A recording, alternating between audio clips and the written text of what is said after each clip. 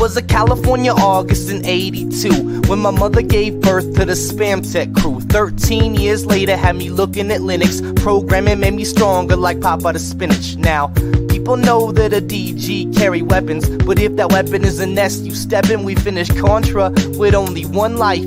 Finish Metal Gear 2 using only a knife. Right. People might think that we're frontin', then they see all the noobs online that I'm putting. My rhymes flow just like my code, even though my source is owned by SCO. What about my Indian? I keep it low. See me on Gunbound, call me pro. I'm a certified legend, but I'm still your bro. This is a PSA, boy, the more you know. No. I'm a legend everywhere that I go. Every distro, every Craigslist hoe pumping they fist, yo. Can't get enough of Whitey Cracker's jams, and they can't get enough of Whitey Cracker's spam. I'm a legend everywhere that I go. Every distro, every Craigslist hoe pumping they fist, yo. Can't get enough of Whitey Cracker's jams, and they can't get enough of Whitey Cracker's spam. I said my heart's wide open, goatsy, and my windows min like Ho Chi. I'm just another nerd, but I rap about it. Shit talk on the net, then I laugh about it. I've been caught slipping like the Star Wars kid when I'm on eBay sniping a bid. Catch me on a webcam like Numa Numa. See me at the club and I'm rocking Puma. Another net legend if you see me yodel. Spit a little something that's anecdotal. Tell me about the time the E-Bombs world stole your chop like I stole your girl. Catch me on Gen May, not something awful. Low tax would ban me, raffle. I'm a certified legend, but I'm still your bro. This is a PSA, boy, the more you know. I'm a legend everywhere that I go. Every distro, every Craigslist hoe pumping they fist, yo. Can't get enough of Whitey Cracker's jams, and they can't get enough of Whitey Cracker's spam. I'm a legend everywhere that I go. Every distro, every Craigslist hoe pumping they fist, yo. Can't get enough of Whitey Cracker's jams, and they can't get enough of Whitey Cracker's spams. I'm a legend everywhere that I go. Every distro, every Craigslist hoe pumping they fist, yo. Can't get enough of Whitey Cracker's jams, and they can't get enough of Whitey Cracker's spam. I'm a legend everywhere that I go. Every distro, every Craigslist hoe pumping they fist, yo. Can't get enough of Whitey Cracker's jams, and they can't get enough of Whitey Cracker's spams. Yeah.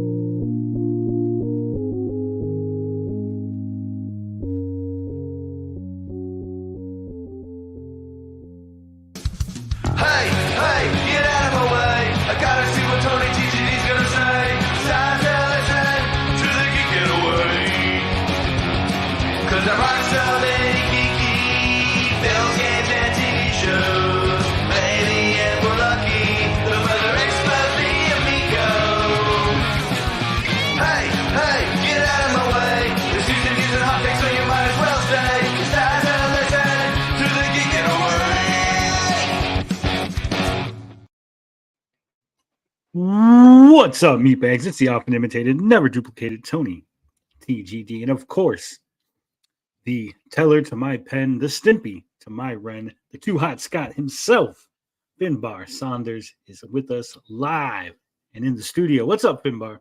Evening, Tony. How you doing? Did you appreciate the haggis and wine that I put out before the show in the green room for you to enjoy? Oh, is that what that was? I mean, it's already excuse for haggis, that, Tony. I tried my best.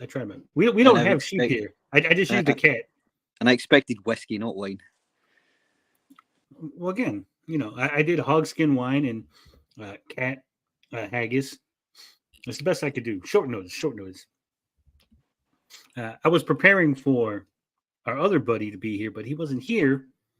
So I had to make rearrangements on what it was that I had backstage. Okay. But of course, you know, for those of you wondering, that was YT Cracker and Tommy Uyamiko doing the theme song and intro to the show. Always had to give a big shout out to both of those because they're great. They're great. Extra Hero, you weren't. I didn't know you were going to be on with us. That's why you didn't get any food when you were back there. Extra Hero joined me yesterday Yeah, it was yesterday. We were going over some reviews of ISOM number 2. I actually enjoyed it. It was fun to hear other people review something. I didn't make fun of them for being stupid. You don't want to try the food anyway, Extra Hero. Trust me. If you can call it food.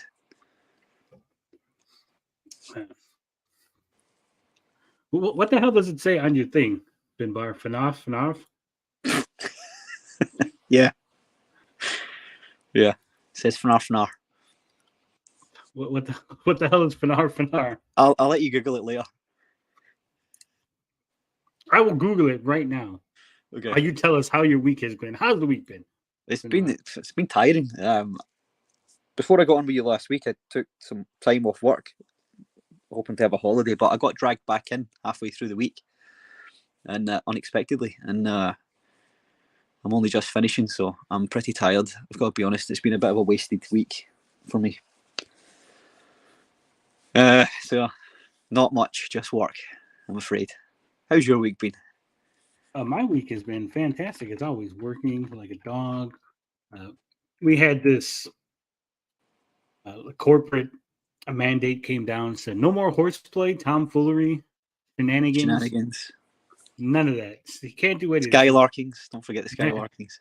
They're like, we're not saying who, because they never say who, right? They're always like somebody, but they don't want to name names. We all know who it was, right? Yeah. But they don't want to name names. We're not saying who, but somebody was complaining that you guys were being a bully, being a little bit of a bully to him and picking on him. It's not my fault. The new guy is stupid, okay? He is incredibly stupid. And he's the kind of person that tries to say things to you, right? Like he tries to oh, I got a good fucking joke and I'm going to hit you with it. And then when you hit him back, he starts crying like a little bitch.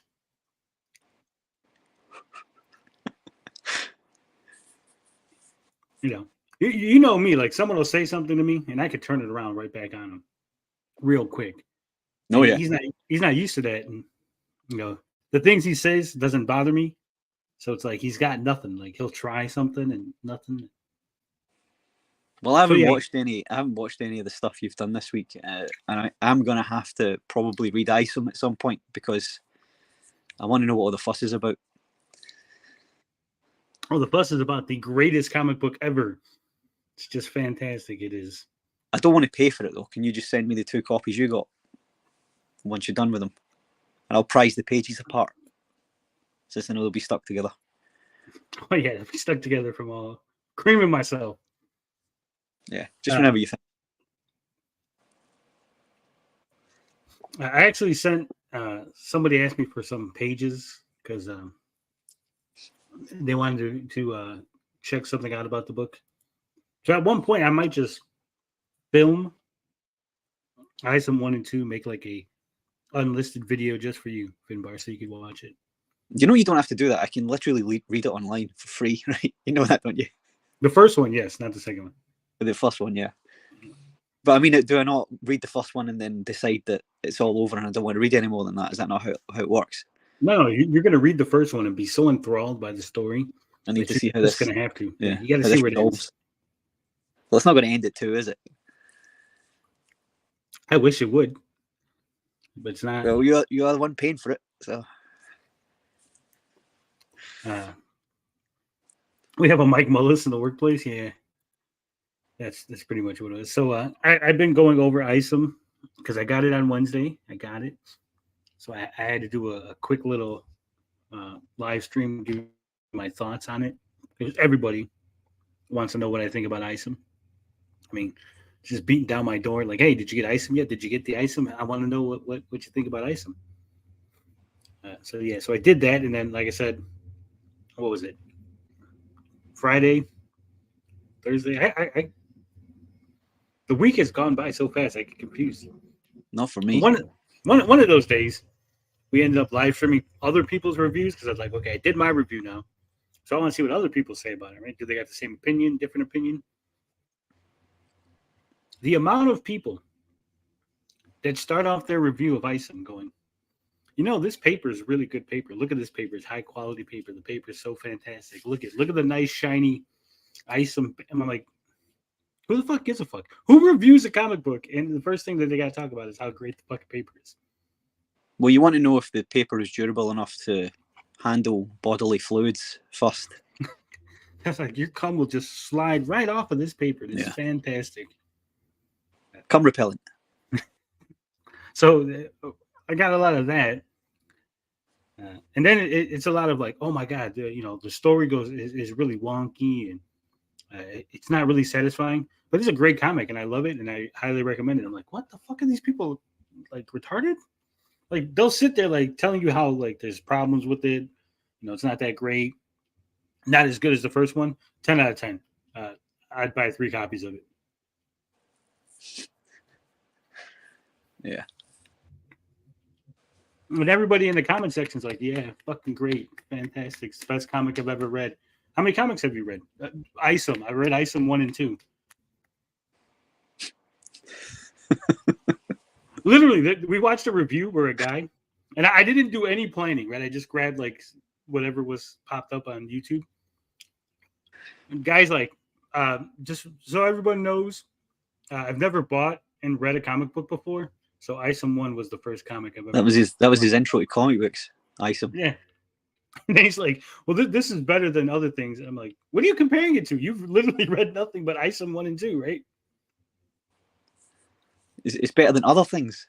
Like what? Like torture, being involved in a car wreck, etc. I haven't read it. This is unfair. I shouldn't be jumping on the bandwagon. I should be reading it and then giving my own thoughts. This is what I'm going to do. Because I think you might be wrong on this one, Tony. I'm with Taserface or Taserface or whatever his name is. I'm with him. I'm on his train. Where is he? Who knows? But I mean, it's just if you've never read a comic book, right? You at least have watched a TV show, played video games, read a regular book. You have some understanding of how story and structure should work, right? Some like basic primitive, ancient biological mankind. Like I got to tell a story a certain way so people understand what the fuck I'm talking about and we don't get eaten by the damn saber-tooth tiger, right? Yeah. You should understand the basics of storytelling. Yeah. And yet these people read this and they're like, it's the greatest thing ever. And it is a fucking mess. Yeah, Choo Choo McBoogie says, Isom fans, people are too offended these days. Also, Isom fans, when you give them constructive criticism. Yeah, this is the other thing that they do. And we're going to get more into it, but they'll say things like, they're calling me bad faith. I'm a bad faith critic. Right. They didn't say anything I said was wrong, right? Uh-huh. Just what I said was in bad faith. So, opinion discarded. Okay. How the fuck does that work? Right? I can see if you're like, hey, you're wrong about this. This is why you're wrong, right? Mm-hmm. But they go, no, you're right, but it's in bad faith, so we're not going to accept your criticism. It's funny how these things parallel the Amico all the time, isn't it? Yeah. It is the craziest thing. So I'm now bad faith. Also, I got insulted. Someone was upset because I hang around with Nerd Dead. Right. Literally, they're like, you can't take his opinion serious. He hangs around with Nerd Dead. I'm like, well, what does that matter? Like, it's not a team sport. It's not like, hey, you gotta like everything that this particular group puts out, right? Like, yeah. So, I'm just looking forward to the eventual Tony TGD Eric July interview that happens. Oh, it's that should be quite good. That's gonna be fire. That it'll be fantastic. He was at one point, quote unquote, monetizing his haters, and I was thinking of calling in, but he only puts like crazy people on, so right. I don't think I have a shot. 56K1 says American flag, 10 Commandments poster, face mask, etc., etc. Isom's entire grift is in one room. Yeah, dude has his face covered, sunglasses, American flag behind him. Only thing on his wall were Isom stuff, the box, and the 10 Commandments. Oh, Christ, right. I mean, I didn't mean to say that. I didn't mean to take the Lord's name in vain there. No, you used it appropriately. That was the appropriate. Okay. So don't even worry about that. So yeah, so that's fantastic. What's funny is that people tell me how great ISOM is doing, right? It's fantastic. It's doing tremendous numbers. But let's take a quick look, right? Since we're on this subject, let's look at someone's Twitter. It's my Twitter. I'm fantastic. I'm great with numbers. Let's look at someone's Twitter. It's my Twitter. Yes, it's your X now, Tony, not your Twitter. Yeah, it's my X. So my X here says ISOM number 2 had a 54% drop in customers. 54%. That's the equivalent of ticket sales, right? You know, these guys are all big on Hollywood movies, and oh my God, Weekend to Weekends had a 60% drop in ticket sales. Well, there you go. It had a 54% drop in customers.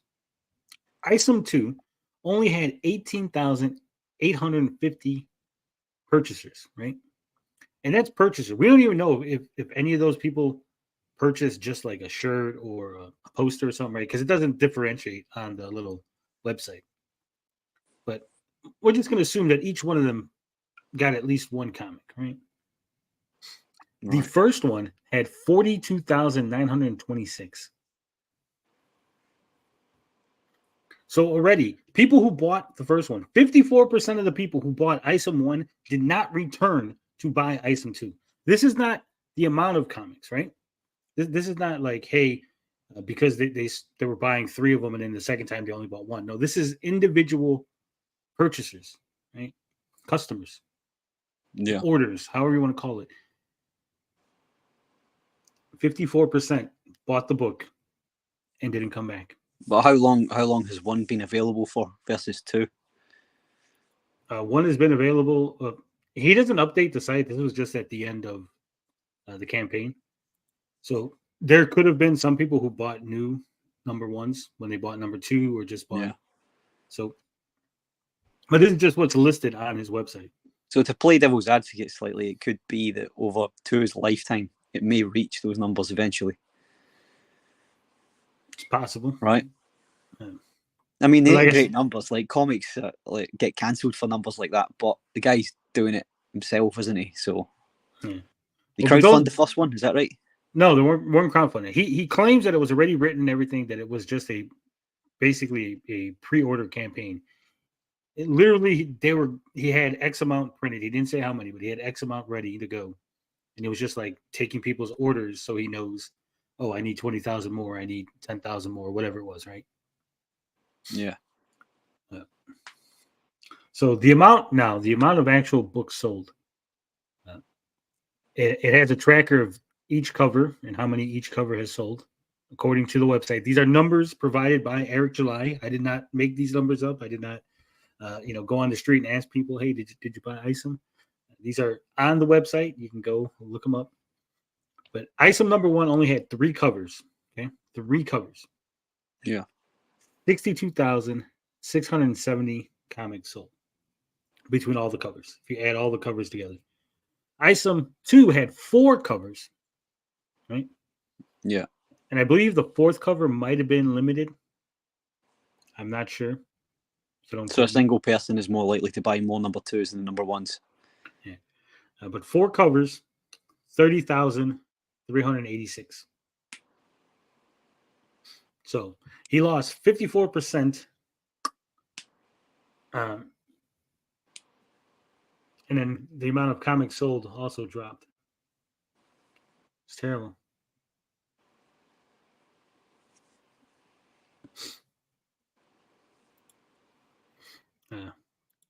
If this continues in this downward spiral, remember, you're supposed to be going upward. It's supposed to be an upward trajectory, right? Because comic is supposed to be good. Comic is supposed to be good. People like it. There's a buzz about it. Everyone's talking about it, right? The first one came out, and it was so great that everyone who bought the first one should have bought the second one, right? Plus, all their friends who they told about the comic, and remember, it was at quote-unquote comic shops, and all these people were reviewing it and talking about how great it was. So surely more people should have said, hey, this is a thing, and it's real, and now that there's the second one's out, I can get 2 of them, and it should have been more comics sold. Yeah. Well, I haven't saw your review of it or anybody's review of it. Is it explain anymore, like about where the guy's powers come from or what his powers is or any of that stuff? They hint that he calls himself, quote, Bloodborne, whatever Right. that means. And he's very familiar with hell, the actual hell. And he knows whether or not a demon would come from hell.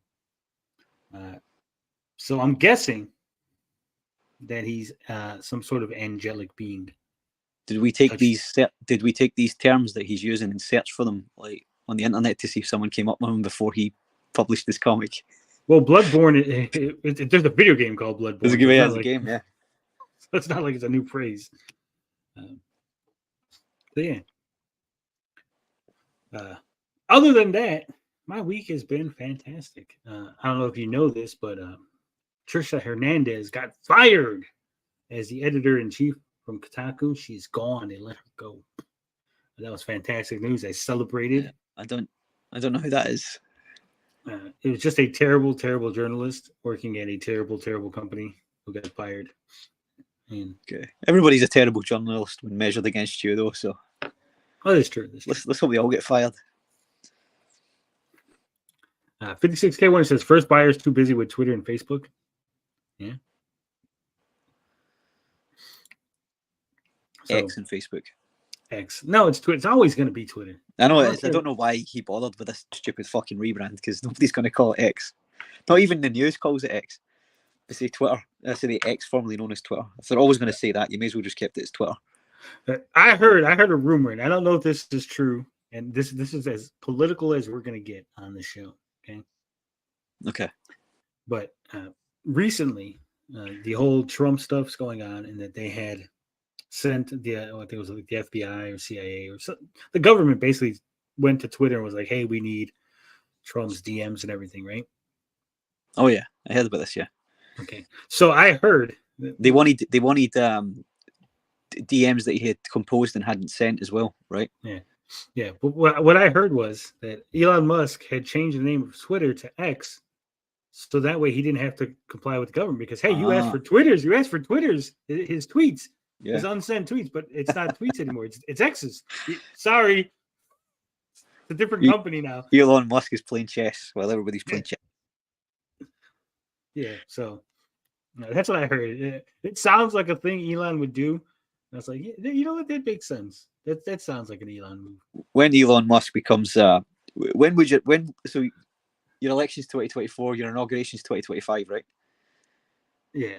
When Elon Musk becomes chief of staff mysteriously in February 2025, you'll know why. Yeah. He might do. Like, who was that guy? The guy that he made, like communications head or something like that. Do you remember the right wing guy? No, I don't remember. The chat will know. Long haired guy, and he sacked him. Well, he sacked everybody, didn't he? Before the term. But there was some guy who was a bit. I don't know if he was a bit of a conspiracy theorist online, but he made him like head of communications or something. I think Elon will get that job. Oh God, it's gonna be fantastic. But yes, that's as far as political. Yeah, no politics, please. But the other thing that I want to talk about, as far as X or Twitter goes, is a lot of people are losing their mind over this. I think this is a good thing. They're getting rid of the block function on Twitter. Can't block you no more. Can't block. No. Which I think is great, because first off, you can control your tweets as to who can reply to you. So it's not like you could just put, hey, everyone that I follow can reply to me, or everyone that follows me or whatever, right? Yeah. You can mute people so you don't have to hear them, right? And I don't know if people know this, but you are not required to reply to anybody who replies to you.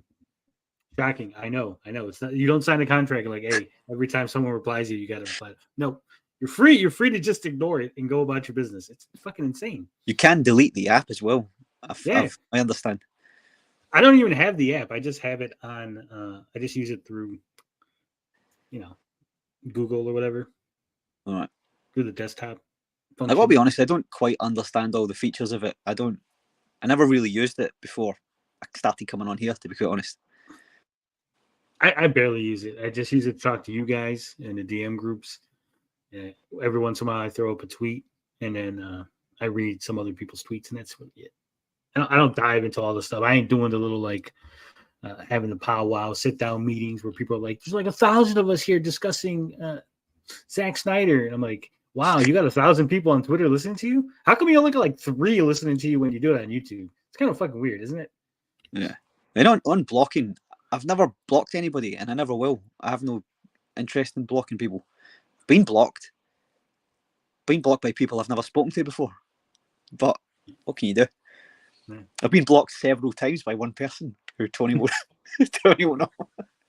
Yeah. So it's fantastic now. No one can block you. So you can see all the stupid tweets other people make, and you can make fun of them for it. You don't have to go through all the hoops to see what people say. Fantastic. It's gonna be be great. I love it. I know there's like a lot of people, man. Some people in our circle of the internet here, but I am fantastic. I'm happy for it. That means Tommy Tellerico will no longer have me blocked on Twitter. I'll be able to see his tweets when he comes back. Yeah. Let's be honest, it was a cesspool before when people could block each other. It's still going to be a cesspool now. All right. Extra Hero says, can Kotaku be redeemed? They could. They won't be, but they could. I mean, anything can be redeemed, but they won't. Mike Mullis is mad. The block function is Mullis's favorite feature.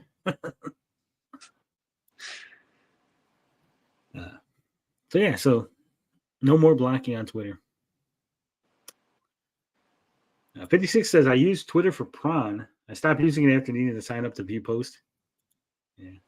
Just use Reddit like a normal person, like a normal degenerate. Right? Yeah. But we got a lot to talk about. I don't know why we're wasting time.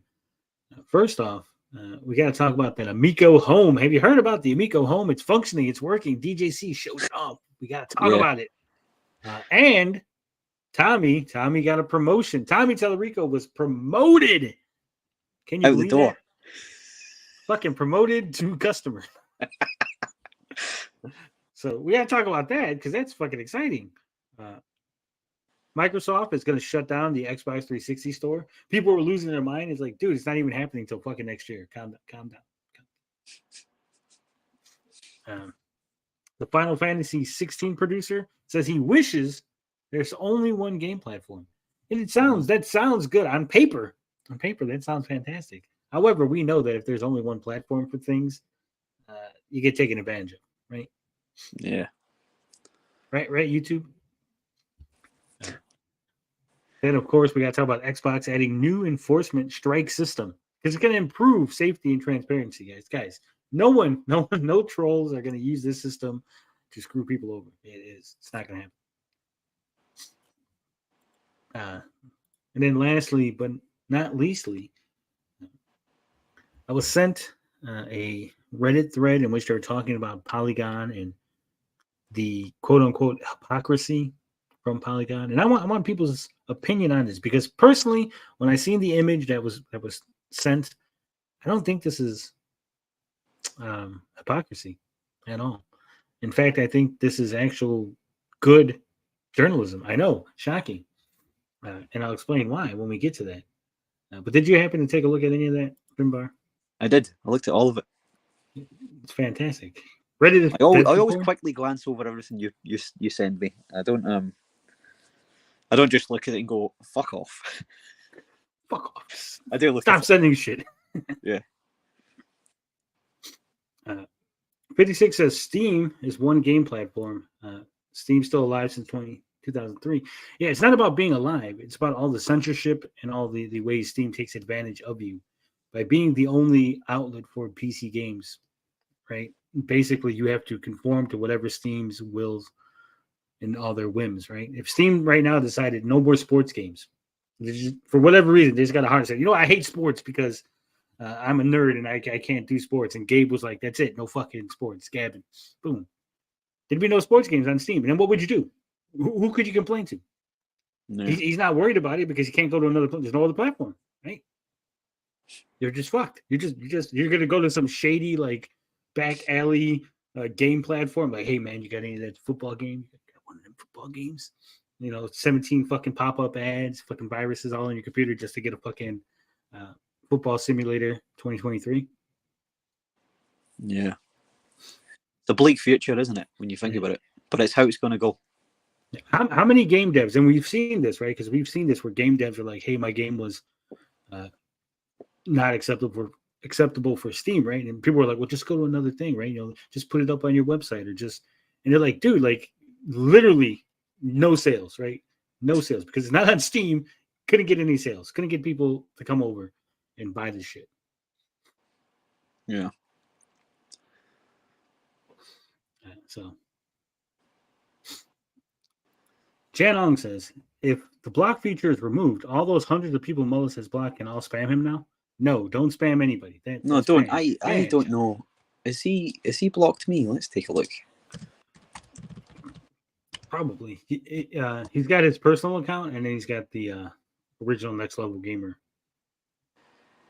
So, what's funny? It's funny is Mike Mullis actually had his original account suspended. Has he blocked you on both? Yeah. Right. But he was suspended from Twitter. Twitter actually terminated his account because he was being an asshole to people and they reported him. Right. Original next. It's I think it's Mike Mullis. Yeah, something like that. Yeah.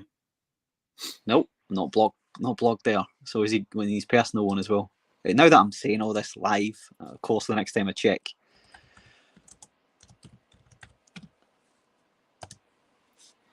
Yeah, he's blocking you right now. He's like, "Oh, I didn't block Fimber No, yet." I'm not blocked on either of them at the moment, but I will check at the end of the show. Remind me right now, see if I've been blocked. Yeah. Extra Hero says, if the block function is really being taken away, that will be a costly mistake. I don't see how. I mean, most people, I was blocked by a lot of people that I've never interacted with, right? Just one day you'd be like, what the hell? Who's this? Like, I randomly got blocked by somebody. So being unblocked by these people is not going to affect either of our lives in any meaningful way, right? Yeah. And at the end of the day, nobody could ever truly block you from seeing what they post or replying to them. All you got to do is just create another account. So it's never going to stop anybody. All right. And the last thing I wanted to go over is because there was something we said last week that somebody took exception to. Something that we said last week or something that you said last week? No, we said together. They're complaining about me as well. Yeah. This seems unlikely. I know it seems that way, but no. We had discussed briefly the autistic girl who got arrested. I don't remember saying anything bad about her. No, but apparently we were not completely accurate, and we didn't. There was a lot more to the story that we left out, and someone wrote me a lengthy email detailing all the things that I may have missed in the story. Right. So, to be fair, we brushed on it very, very briefly. We didn't say anything about it really. Yeah, I know. Of course, there's more to the story because we didn't go into the story. Yeah. And they say, "Hey, Tony, look at the girl giving her mom a hug. She's clearly an affectionate person. I've seen calm people get aggressive and angry in live streams or when replying to videos in this community. The girl was staying over at a friend's house, but sneaked out to look for her older sister who was at the city's gay pride celebration. She followed her sister's location on the app they both have on their phone. The girl obtained alcohol from somewhere and got tipsy. Older sister was concerned for her safety and possibility of being run over by a vehicle, so asked police for assistance and explained she's autistic and vulnerable. The police agreed to take her home. At no point was the girl committing an offense. The girl arrived home. When the girl was inside her home, she allegedly mentioned to her mother that the police lady looked like her lesbian Nana. The police lady misinterpreted the comment to be homophobic and entered the family's home without permission. Clearly, the female police officer's verbal communication is so primitive and rude. The UK police cannot enter a property without permission or without a valid warrant. There are exceptions to this to prevent serious crime or to assist someone in danger. Homophobic public order offenses cannot be committed within a private dwelling." So she was already in the house. See, I didn't even realize this. The girl was in the house when she made the comment. Yeah, she was like inside the cupboard. What exactly did we say that caused offense to this particular person? I think that we just didn't We didn't give the completely- story the justice it deserved.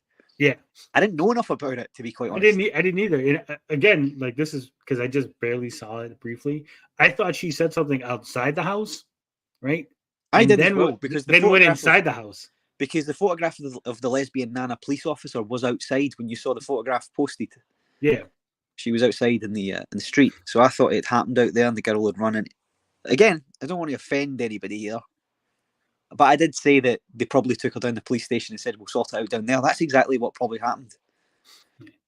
like I said, I thought that she, like you said, she ran in the house, or that he said it, went home, and then they came in and like, hey, you said this, we followed you to your house, so we tracked you down or whatever.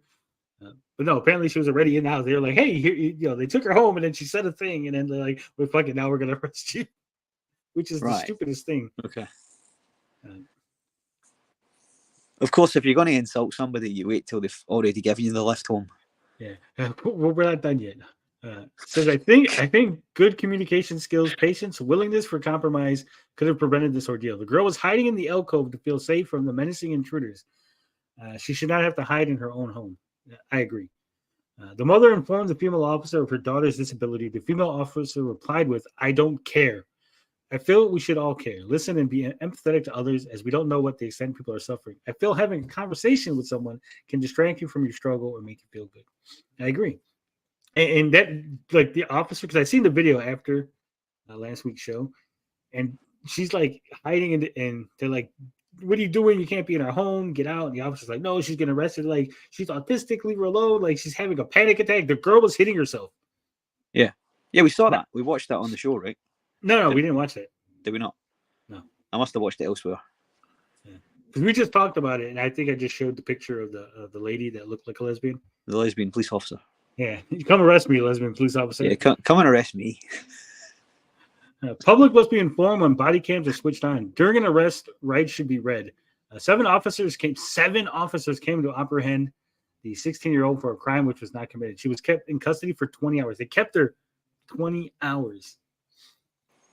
The police statement said the girl was released on bail pending further inquiries and advice from the Crown Prosecution Service. The West Yorkshire police claim there is police body-worn camera footage and more context to the story. After reviewing police body-worn camera footage, the West Yorkshire police could not provide any evidence of a crime committed.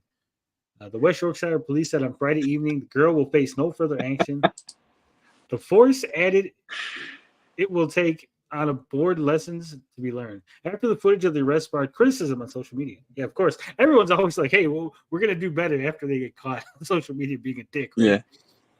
Yeah. The Professional Standards Directorate's review remains ongoing. Assistant Chief Constable Oz Khan said, quote, "We do appreciate the understandable sensitivities around incidents involving young people and neurodiversity, and we are genuinely committed to developing how we respond to these often very challenging situations."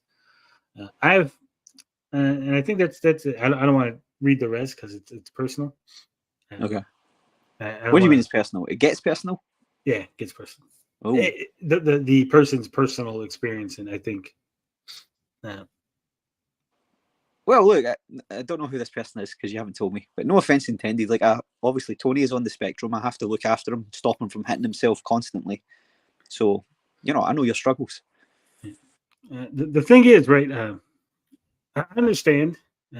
It's not an excuse, right? If the person commits a crime, it's not an excuse that they have autism or they're special needs or whatever, right?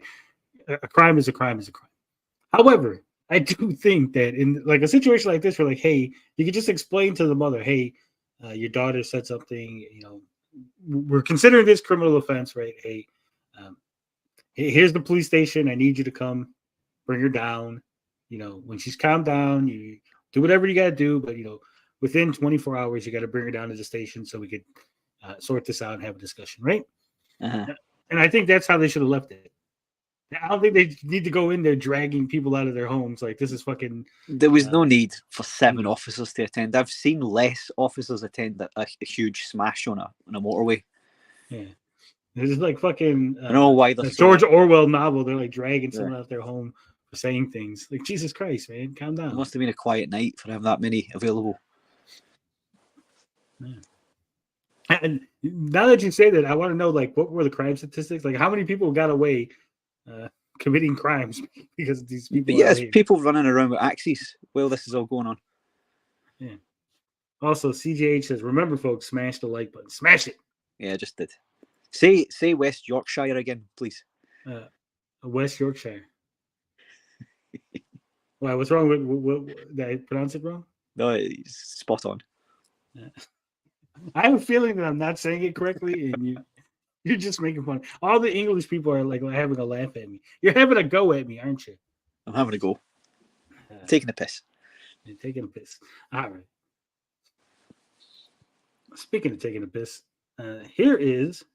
Wait, what the hell is this? Oh, I got a damn ad for McAfee. That's not what I wanted. Hold on. What the hell is this shit? Wesp is here. We can start the show.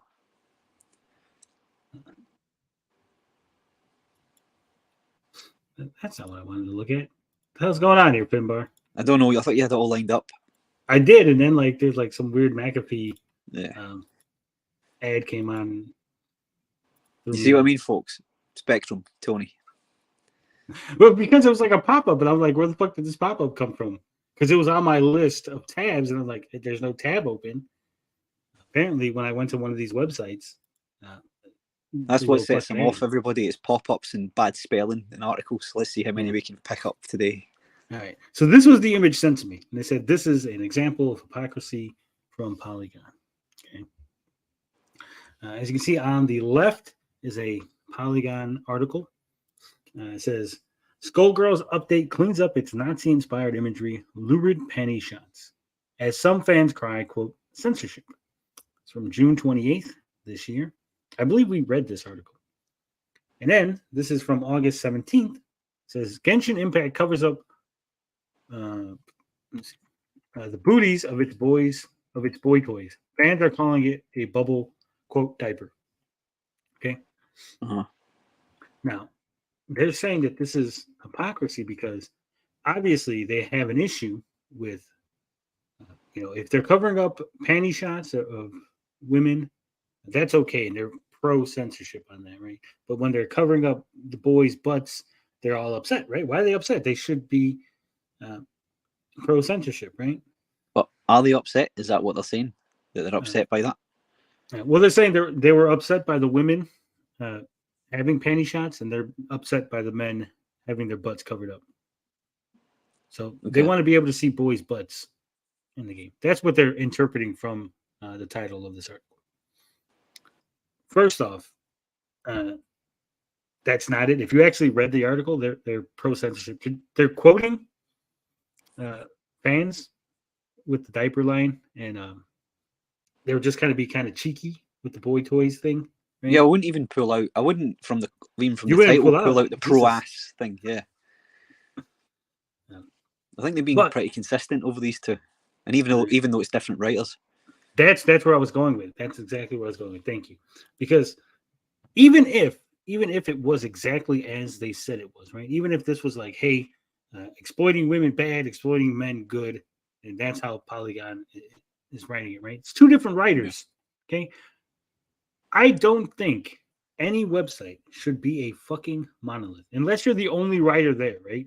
If it's like Smash JT and he's the only fucking guy writing it, he needs to be consistent in what he's talking about, right? Like if he has a stance, it should be a consistent stance because he's the only one there, right? Yeah. But when it's Polygon and you got 12 to 15 writers plus all the freelancers, right? Yeah. I think having a diversity of opinion, having some people who are okay with this, some people who are not okay with this, right? Allow them to write articles that are on the opposite ends of the spectrum on the issue, right? So pro censorship article, anti-censorship article, one that's okay with women showing their panties, and one that's like, hey, maybe we shouldn't. I think that gives you a better understanding of the issue, and it gives you a better understanding of the website, right? Because if it's one way, if you're like, hey, I'm only gonna have writers that agree 100%, like I got 10 writers and they're all gonna fucking toe the line, I think that's terrible. Yeah, that's an echo chamber. That's a cult. Right? It's a dictatorship. It's when you start getting political, isn't it? Yeah, Extra Hero says, when you said they're being cheeky, you made an unintentional pun due to the nature of the article. Was it unintentional? Probably. Was it? I'm Probably. just saying. He's not that clever. I am that clever. You guys just don't realize it. No, you are clever because you said like no website should just have one writer. Your website doesn't. Sure, I've done lots of articles for you that you put down under your own name. You're like Bob Kane, and I'm like the Bill Finger. No, but I have other writers. I had other writers in the past. Yeah. And you have written for others in the past as well. Yeah, that's the problem with Kotaku. You can guess their stance before they give it to you. Yeah, exactly. That's what I'm saying. Like it is supposed to be a news website talking about news, right? And sure, they have opinion articles, but again, it shouldn't be a monolithic opinion. It should be a diversity of opinion. They shouldn't control one narrative, like, oh, you're fucking racist, you're a gaming racist if you don't like the Amico, right? They should allow pro and anti-Amico articles. Yeah. That's just my opinion. And hopefully, now that Patricia Hernandez is gone from Kotaku, hopefully we'll get more diverse articles, diversity of thought over there. What really bad did she do then? I don't read it. So she really was just too far left, was she? She's the editor-in-chief. She was responsible for the whole leaking. What was it? Was it Zelda or Metroid Dread? Where they're basically like, hey, yeah, you should just pirate it, and here's the pirate website so you can play Metroid Dread. Right. What was the reason for them doing this? Was something the stance they took against it? No, they're just dicks. They just thought that they were being, hey, who cares about Nintendo? Yeah. And then Nintendo blacklisted them, and then they got mad and were writing anti-Nintendo articles. They got mad for Nintendo blacklisting them because they tried to encourage pirating their software. Yeah. Yeah. Go figure, right? Yeah, it sounds like reasonable behavior. Well-adjusted individuals. Yeah. Yeah, Jan, he only showed he turned his mobile phone round and showed I think he just showed like the stills from the title screens. That's all he showed. We'll get to that later. We're gonna get to it. Wait, he's getting the answer from other people. I want it to come from us. It's not that kind of a party. You know what kind of a party is? Sausage party. It's gonna be that kind of a party. I'm gonna stick my dick in the mashed potato.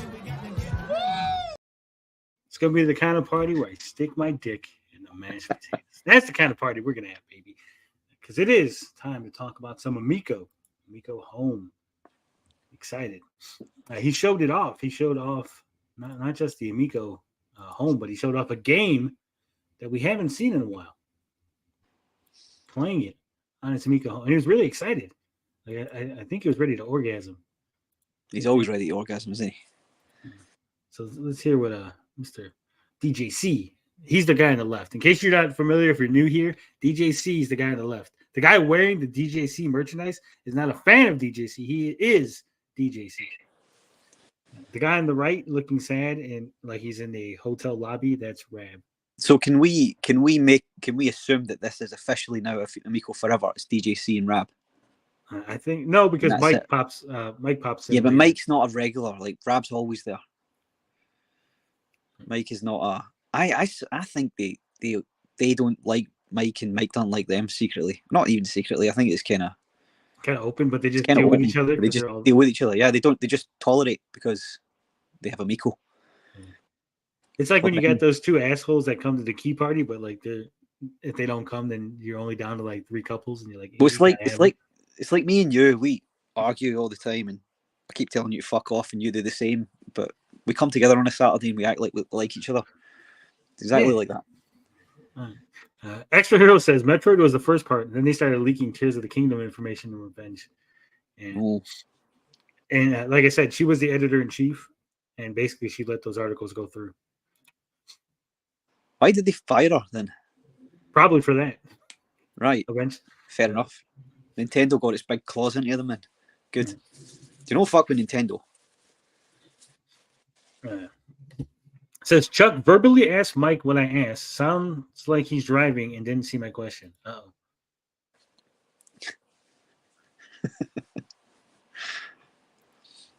Is this video not playing? What the fuck?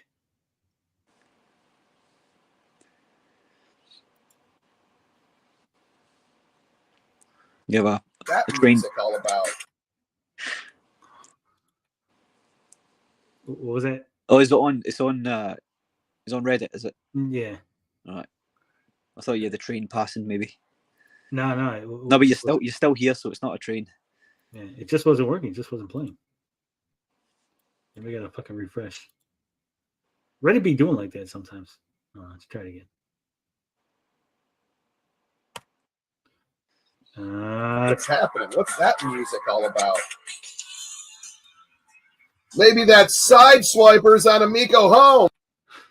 Sideswipers. Sideswipers on Amico Home. We haven't seen Sideswipers in a while. Is that one of the ones that was finished? That was the one with the crisscross crash. Yeah, but I mean, was it finished? I didn't think it was finished. I didn't think it was a game, other than they just showed off like a couple cars crashing. But then this to me, because I could do what he's doing. I could get that on a video and show you on my phone and say, like, there you go, I've got Sideswipers on Amico Home. How would you know? This is true. Also, but let's just assume this is real, right? We're gonna assume. Do you notice anything odd about this? The only odd thing I noticed is the insane jealousy on Rab's face. No, come on. There's something really odd about this. Yeah. No, go on. I give up. That game says Sideswipers. Yeah. Right. Because the last time they showed it off, it was Hot Wheels Colossal Crash. Oh, okay. Where's They've lost the license? Wheels? They lost the license. They lost the name. And now it's Sideswipers. But yeah, I am testing Amico Home, and as soon as I can kind of show you guys some play, I will let you know. Let me show you this. So since you're testing Amico Home, he's bringing up the next video. You can move. Yeah, he's like, hold on, let me go to YouTube. What the hell's Phil's YouTube account? Astro Smash intro screen. Intro screen. On that system to a happy guest in the chat to, maybe continue some testing there, right? I mean, there's only one of you to test. I mean, what do you want to play, Missile Command or something? Oh, Missile Command, sorry. Who's this dude that they brought on? That's Mike. It's Mullis. Oh, is it? Okay. But you gotta love Chuck's laugh. How you gonna mess that up? Missile Command. he's so excited. Like, oh my god! I mean, what do you want to play, Missile Command or something? That's crazy on your phone. It is crazy because your phone. You know how you needed that controller. But also because there's other Missile Commands. Remember when Tommy made fun of Atari's Missile Command that came out on the phone? Yeah. Remember that? And you guys were all like, "This is stupid. Missile Command on your phone. The screen's so tiny. How you can play Missile Command?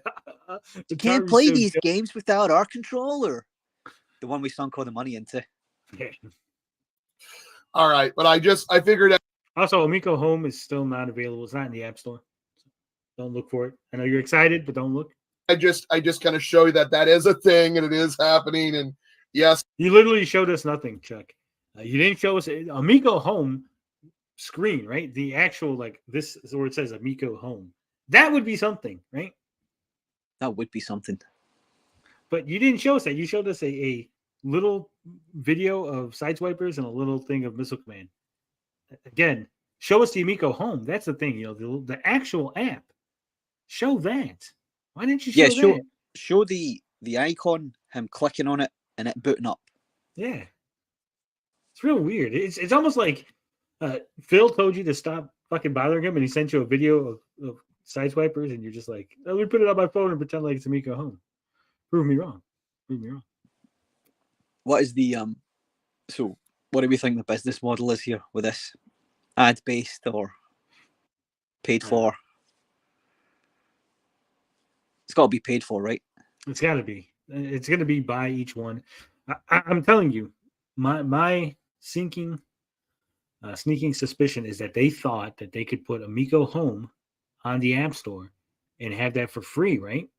And then as DLC, quote unquote, you buy each game separately. And then they wouldn't have to pay Google because sell your games as in-app purchases rather than individual games.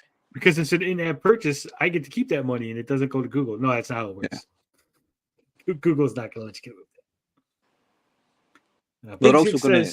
I don't know how much the. Sorry. Before you go to 56K, I don't know how much the guys who were involved in Fig or Republic, I know that went under. If they just lost everything, then they don't get anything, no matter what, even if the Amico releases now. No, Republic didn't go under. Fig went under. Fig did, right. But Fig was part of Republic. Republic bought Fig. That's why they closed it down. But Republic is still going. It's not under. So they'll still get their money if the console releases. Yes, technically. This is how they get around it. So they release everything on this stupid app on the phone, and they don't have to pay anybody anything. Yeah. 56 says, I used that Android phone the Amico is based off for years. I was the original Amico beta tester. Oh, the 2015. Yeah. The 2015 chipset. Yeah, but we got 10 more seconds of this. As a tester, I'm one of the people help. Did you hear that? He slipped up. As a tester. Up. No, listen to what he says. I'm one of the people. Listen very carefully. You got to listen very carefully. Come on. The people help. Oh, I'm one of the people helping. He was going to say he's working. Yeah. I'm one of the people working for Intellivision on the testing. Yeah. You fucked up. Fucked up. Exposed yourself. There's no way. You can just listen to the sentence. In the way it's structured, there's no other way around it. But let's hear it again. I'm one of the people helping with that as well. I'm one of the people helping. Yeah. Your natural inclination. Yeah. Your natural inclination was to say word. Working. Yeah. You were saying working. I'm one of the people that's working. I mean, why would you say that? Unless you're working for them, unless you're getting paid. DJC, working for Intellivision. We got it. We got him. That's it, boys. We got him. Yeah. And hopefully some more to show in the future that this and that. It's probably part of his NDA. They're like, look, sign this NDA and we'll give you like $50 a week to work on a tester. He's probably got his money back at this point, right?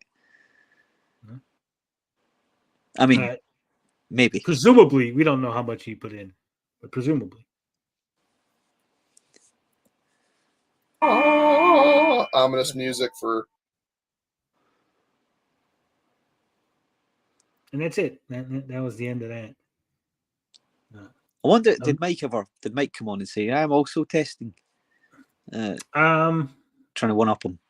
Maybe. Like he one upped him before. I got 2 consoles. Because, I don't know if you heard about this, Finbar, because you've been busy with work. I've been busy. Yeah, I heard anything. But Sweet and Tender Hooligan is out of the Amico business. No, he's not. He made a live stream, says, that's it, I'm done. Sweet and Tender Hooligan says a lot of things. He made a whole stream. Most of which I don't believe. Done with the Amico. He says, I am finished with it's not fun anymore. He says, I'm finished with the Amico. We're only getting started, Sweet. He's not even here. That's what I'm saying. He's not even here because he's done with the Amico. Has he gone? Has he deleted all of his socials? And he said he was going to delete his channel. Has he? I haven't looked. I will. No. Well, we're here. No, he's still on Twitter. So there's that. No, he's still here.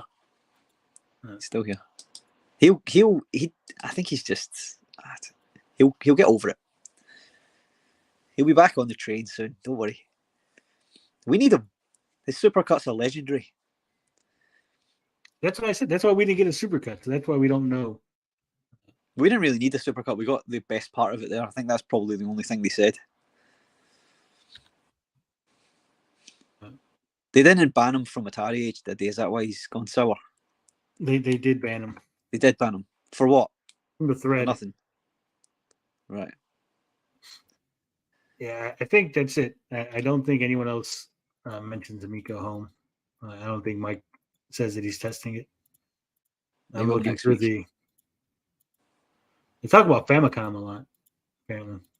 Do they? Oh, you Yeah, doing a transcript search? Okay. Yeah, and they talk about apparently they these guys said that maybe Coleco could combine with Intellivision because DJC and his infinite wisdom says that he always thought that ColecoVision stole the name from Intellivision.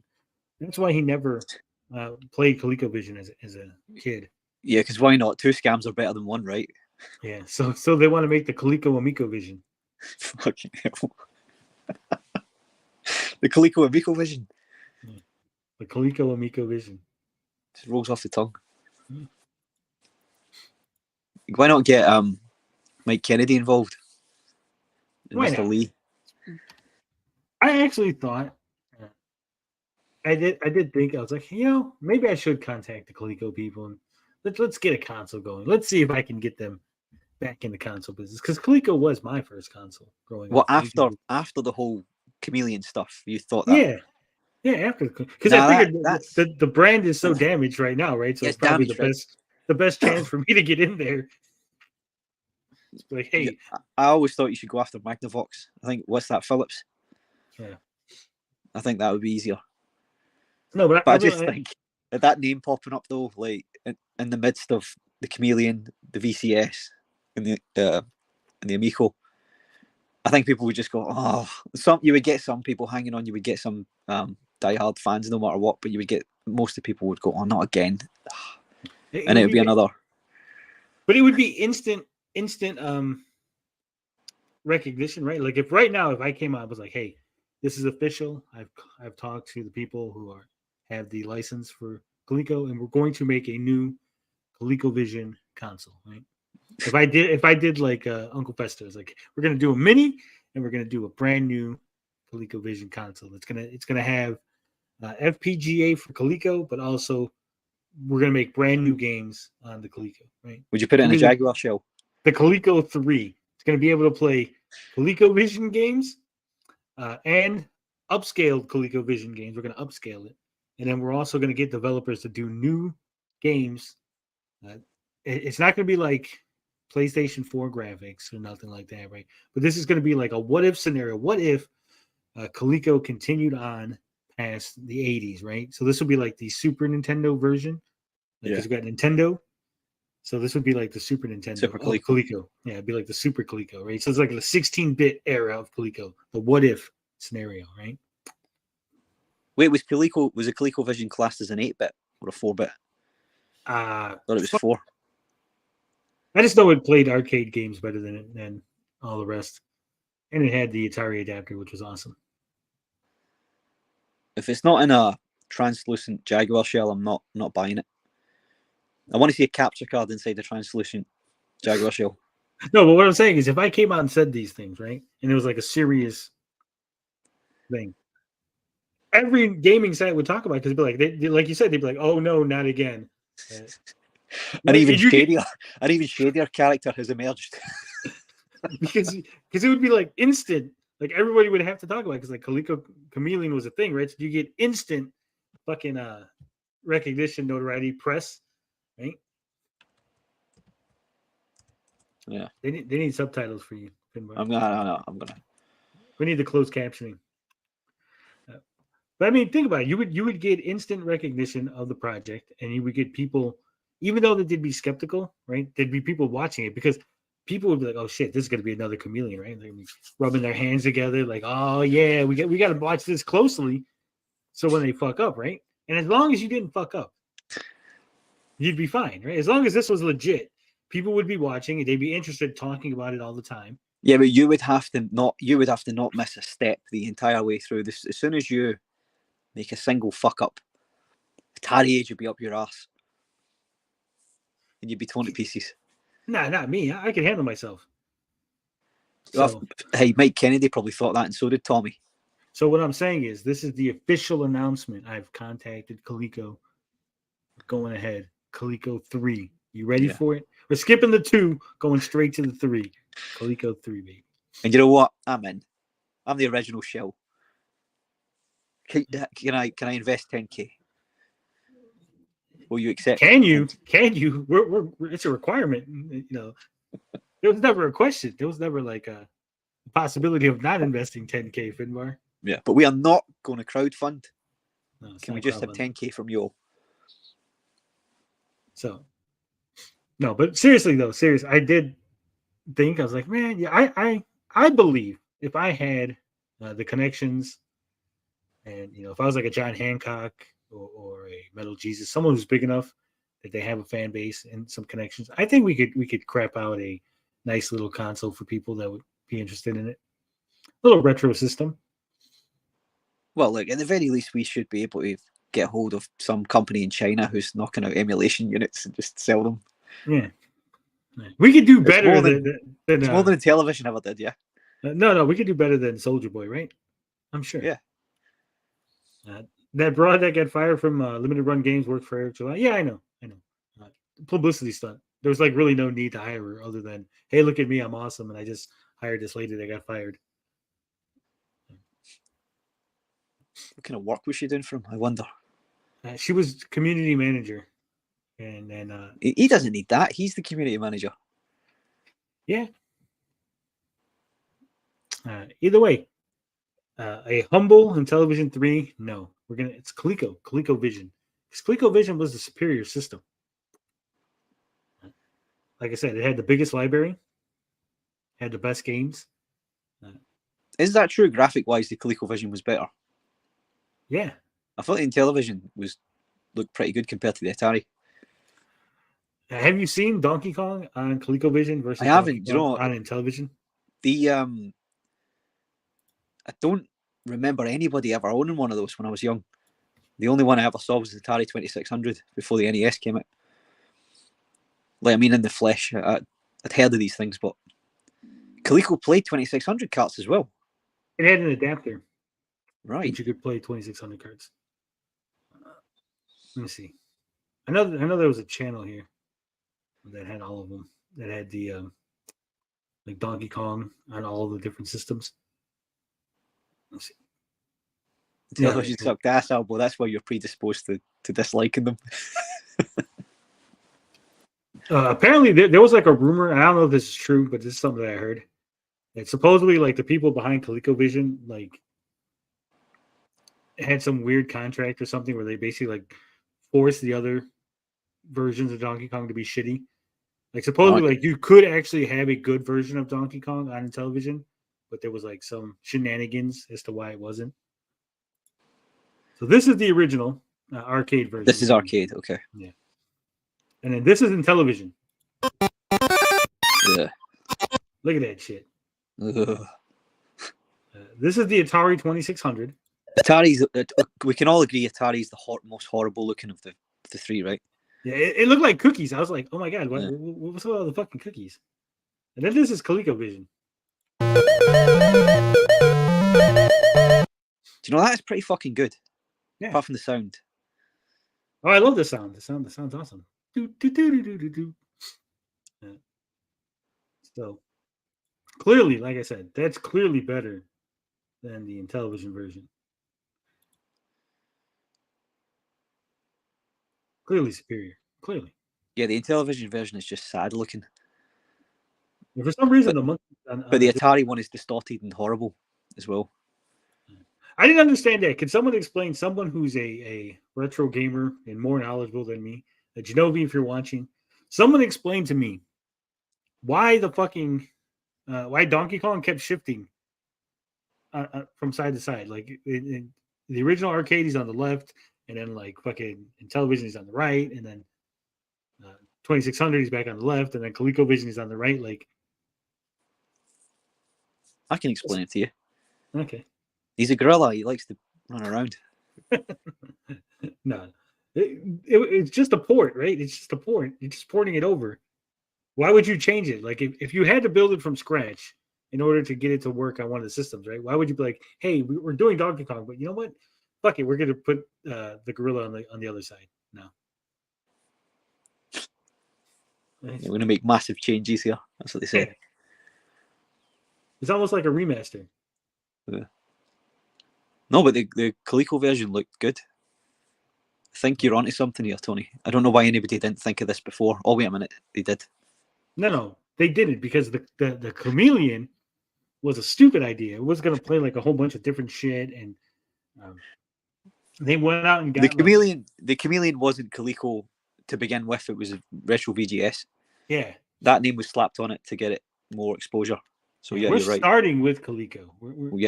We're coming at it from a point of view of love and reverence for the original machine, even though I never played one or seen one.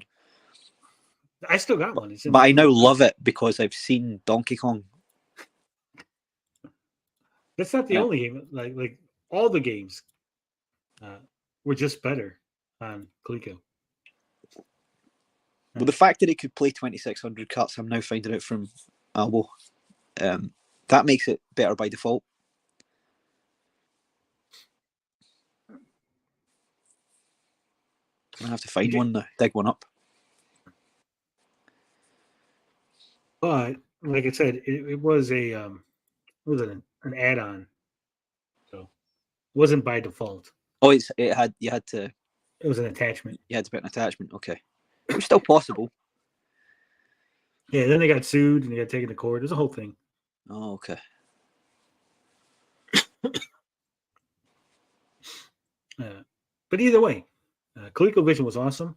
I should play some ColecoVision eventually on this channel. Yeah.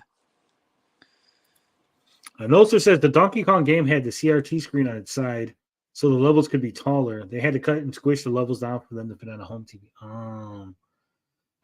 You know, if back in the day, if they had widescreen TVs, you could have turned your TV on its side and played it as the arcade intended. Yeah. But fuck, in them days, fuck trying to turn a CRT TV on its side. You probably kill half the family trying that. The Army says he played Smurfs and G.I. Joe on Coleco. I've never played G.I. Joe on the Coleco. But did you know that there was nudity in the Smurfs game on Coleco? Really? Yeah. What, Smurf nudity? Smurfette gets naked on the Coleco. Let me see. Are we looking at that now? Yeah, I'm going to show it to you. Why not? It's fantastic. We're all over 18. We're all over 18 anyway, aren't we?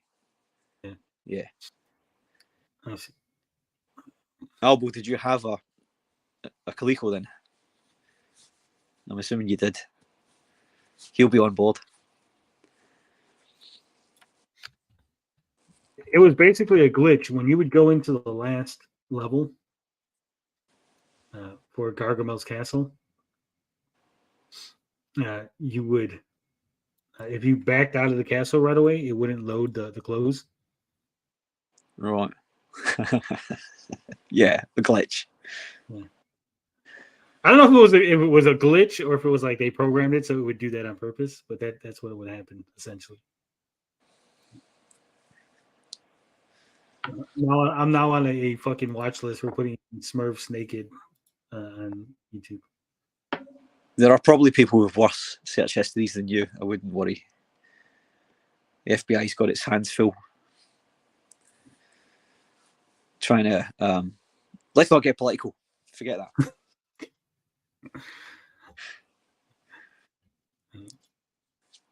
My friend did. First console was NES. Why are the Smurfs blue? I think because of the original cartoon, it pops on the page better, blue, because it was a comic strip from France. Did you know that the Smurfs were a French comic strip? No, I didn't. Yeah. I hated the Smurfs, I've got to be honest. What? How could you hate the Smurfs? I just did. I thought they were shifty looking. The shifty eye Smurfs, huh?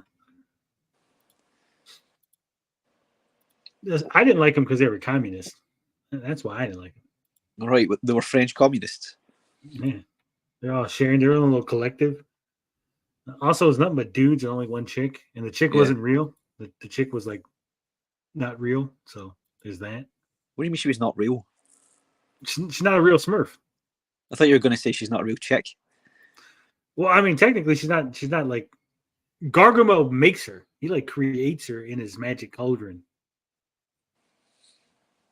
This is She's like a- horrifying. This story is getting worse. You didn't know that? No. Yeah, because the whole thing is they're all dudes, right? And so Gargamel gets into his head, hey, if I make a female Smurf to trick them and lure the guys over. And she actually, I think she starts off with like black hair because she's evil. And in cartoons, black hair means evil. Black hair woman, evil, blonde hair, good. Yeah. And she goes and like starts turning the Smurfs on each other because they all want to get with her. And then like Papa Smurf does like some magic on her and turns her good. Okay. He gives her the Papa Smurf staff. And now you know the history of the Smurfs. And she glad? I agree with Albo. And I hope that Godzilla killed each and every one of those Smurfs in that story you wrote. All right, so we're gonna turn the music off. Sorry, Goose. It says up until recently, the official Intellivision website. Tommy Tallarico, founder, president, chief creative officer. We're gonna speed this up. We don't need it, even though it's only a minute video. So there it is. Look at all that. He had just like huge fucking biography. Tommy has been sitting at the top of the page listed as founder. Yeah, I know. We just saw that. Come on, Goose. This is the same page as of August 19, 2023. Look at that. Phil Adams at the top, then Nick Richards, then John Alvarado, then Jason Enos, Bill Fisher, Mike Dietz. No, this is now, right? Yeah, this is now. And this is Tommy Tallarico, founder, board member, investor. Yeah. See, you notice as well that when you look at the new list, there's nobody listed as president.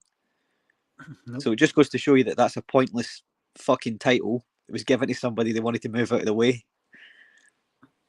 to make them feel good. Yeah, and it says, here's his new biography. It says, a veritable video game industry icon, one of the most successful video game composers in history. He has helped revolutionize the gaming world through his 30-year career. A well-recognized on-air television personality, live performer, show producer, creative director, sound designer, and composer, and not the cousin. Look at that. Yeah. All this other shit is gone. The giant wall of text. And there's still more that isn't even on the screen.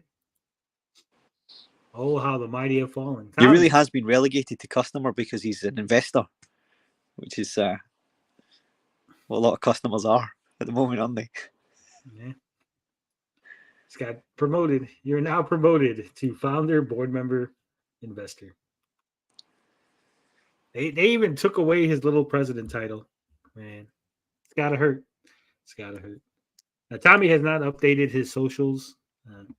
Instagram still does not have Intellivision anymore. Remember, he took it off a while back.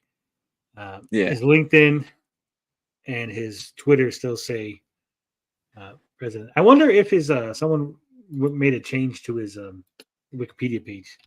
I would laugh. I told you Sweet would be back. It just smells Amico. What, he's in the chat? Yeah. Oh, look at that. Lol, take that, Tallarico, you freaking cut. Nah, Sweet, you let us down. I didn't want to believe it, Sweet, and I'm glad it's not true. You said you were done. You were done with it, Sweet. You don't get done with Amico. You're never done with Amico? It's like Hotel California. You can check out, but you can never leave. Yeah.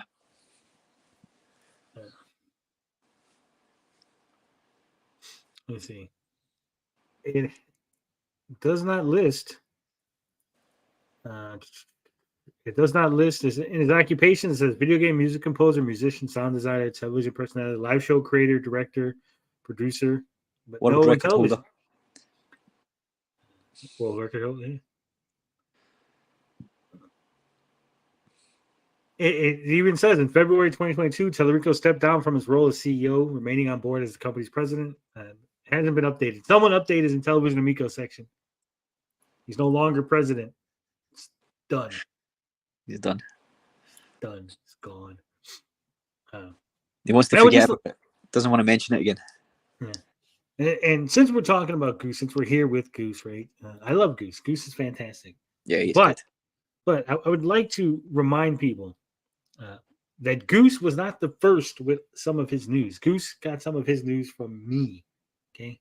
And I've seen this narrative going around that Goose was like breaking all this shit, and Tony didn't do nothing, right? It's always like this narrative that Tony didn't do nothing. Okay. So I think you're Goose. you think I'm Goose? I'm not Goose. Yeah, you know that one there before you. You know the one where he's at the end of his bed, he wakes up and he's at the end of his bed telling him about himself. Is that Goose in his bed? No, I think that's from another video. Confirmed? No, it's from something else that he spliced it together. I didn't see this. This just popped up 40 minutes ago. No, but I mean, is that Goose though? No, I'm telling. I just said no. I just said no. So who is that then? Another video that's from something who else. I don't know who it is, but it's not Goose. God damn! Can somebody tell me who it is? Because it's been really bugging me. I will. Where's the video at so I can see it again? Because I know it's not Goose. I know it's somebody. So he's spliced somebody else's YouTube video in with that. Yes. And he's gotten away with it. Yeah, you can get away with it. What is this? It's not this one. Which one is it? What's the name of the video? This one right here? No, it's it was one of the recommended ones at the end of that. That one there, yeah. Third from top. This I think one? that's that one. Yeah, I think so. Isn't it? No. That is the one that he took the footage from, though, right? Yeah. Piracy. What the hell? It's one of these because this is the AI voice one. It's in this era. This one right here. It's this one. Yeah. Tommy watches you while you sleep.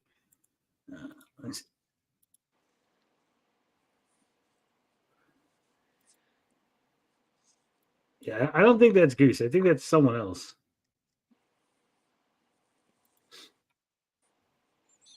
I'm pretty sure Goose would not film himself just for a Tommy Tallarico joke. You think? Why not? Pretty.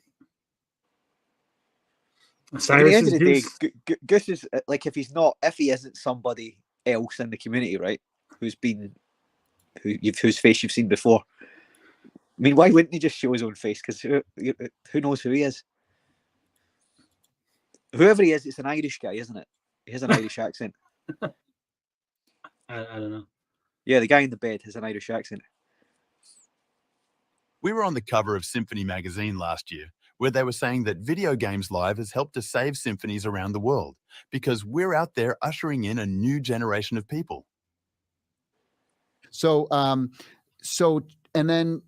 I was on the cover of Symphony magazine a couple years ago, and they kind of referred saying that I'm the person who's helped change save symphonies around the world because, all the old people are starting to, pass away and they're not passing all these old people are dying. Damn, Tom, we're cold.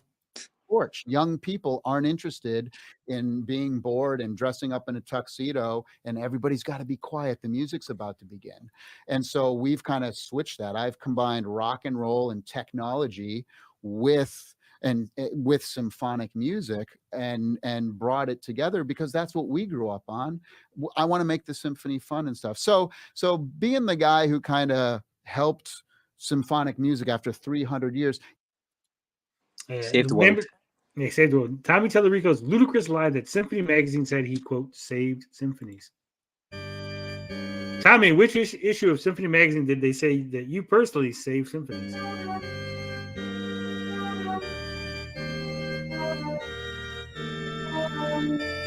The cover of Symphony magazine heralding Video Games Live as a new form of entertainment to orchestras and helping save symphonies and bring in new audiences around the world. Cool, thanks.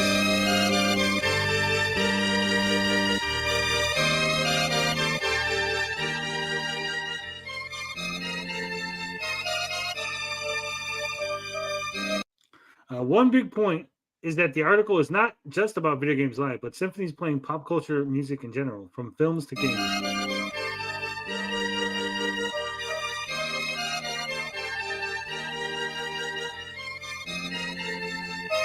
Even the video game section is not just about video games live. Uh-oh.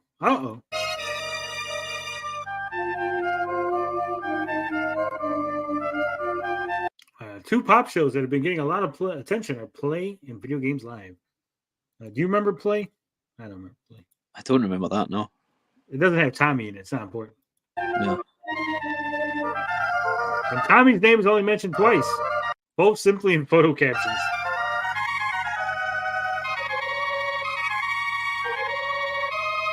Guitarist and Video Game Live host Tommy Tallarico, and in the Louisiana Philharmonic Orchestra performed by a Video Games Live program conducted by blah, blah, blah, blah. Live creator Tommy Tallarico on guitar.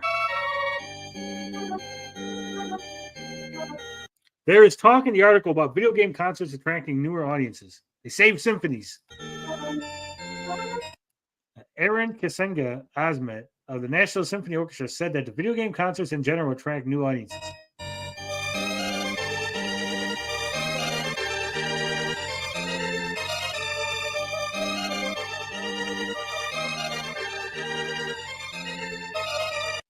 And the Minnesota Orchestra director Lily Schwartz said that they attract younger and newer audiences. But I'm guessing it never saved the word that Tommy saved it. Video Game Lives was mentioned a couple of times along with other video game concerts, talking simply about them attracting younger audiences. And Tommy wasn't mentioned in the article at all. So they kind of referred to saying that I'm the person who's helped change save symphonies around the world. So being the guy who kind of helped symphonic music after 300 years. Yeah, but of course he's going to equate it to him, isn't he? You know, Tommy's an exaggerator. Come on, you can't take that at his word. To be fair, isn't the most egregious thing he said. He said a lot crazier stuff than that. You could read that if they've mentioned video game music, and he was doing the most prolific show, like the other one that you mentioned there, that Play one. I don't remember that, but of course I remember VGL. I remember that before he even started listening to all this Amico stuff. So that's not the craziest thing he said. He said crazier. But it's another thing to add to the list of lies. Yeah, I just noticed that the second video on Goose's channel is about me. Isn't that awesome? It's about you. It's about me. That's why I think he's you. Because you're that much of a narcissist that that's what you would do. Now, the first video is about Amico Kid. Right. So it starts off negative. And then the second one's about when they try to copy strike the channel for the live stream. Is he supportive? I haven't watched it. Is it a supportive video or? Yeah. He supports us. He doesn't support Tommy. No. Okay. And the third one is about the Sesame Street games. Goose is a good friend of the channel. Good friend of the channel. Great guy. Love Goose. He's a good guy. Good guy. He's a good dude. Yeah. All right. Moving on from the Amico. That's it for the Amico talk. So the three of you who are here for Amico talk can leave. Sweet dipped out ages ago. Yeah. He said he's gone already. All right. This comes from Video Games Chronicles. Final Fantasy 16. I didn't say Video Games Live. Final Fantasy 16 producer wishes there was only one game platform. Naoki Yoshida thinks it would be better for developers and players alike. Maybe for developers, because then they would only have to do it once. But not for players. I don't think it would be a good thing.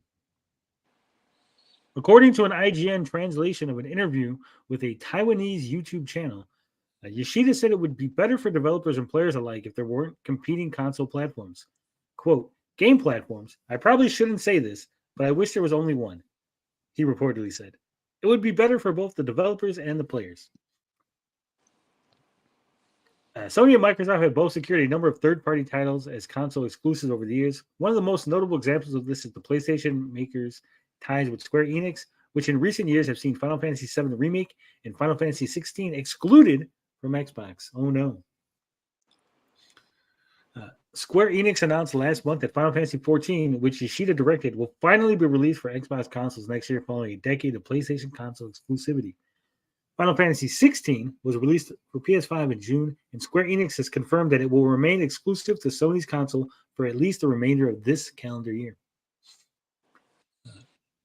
Also, there was I don't know if you've seen it, but I want to say Brazilian Xbox account, like the official like Brazilian Xbox account or whatever.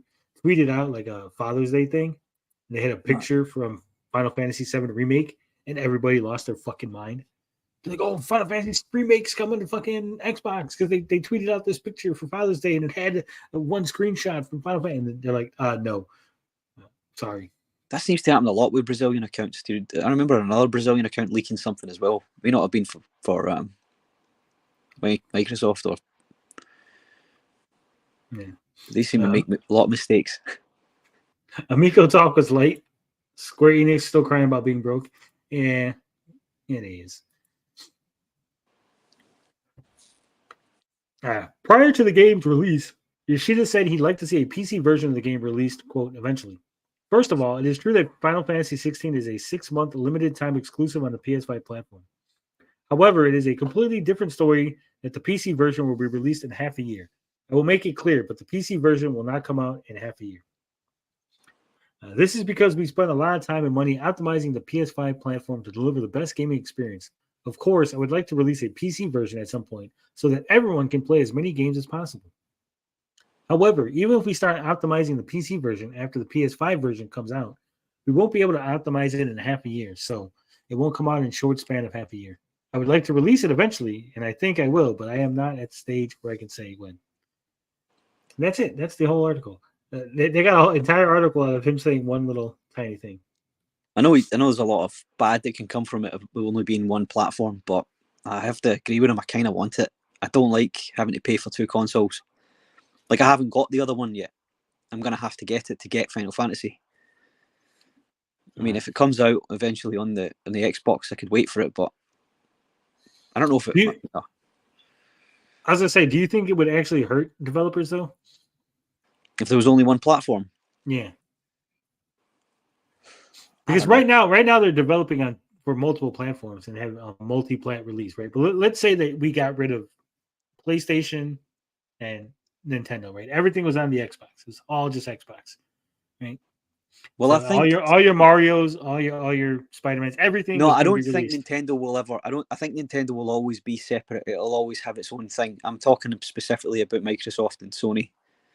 Yeah, but I was going all in, even with Nintendo, but they don't really compete anyway. So like the only games that you're adding would be the Nintendo first party anyway, right?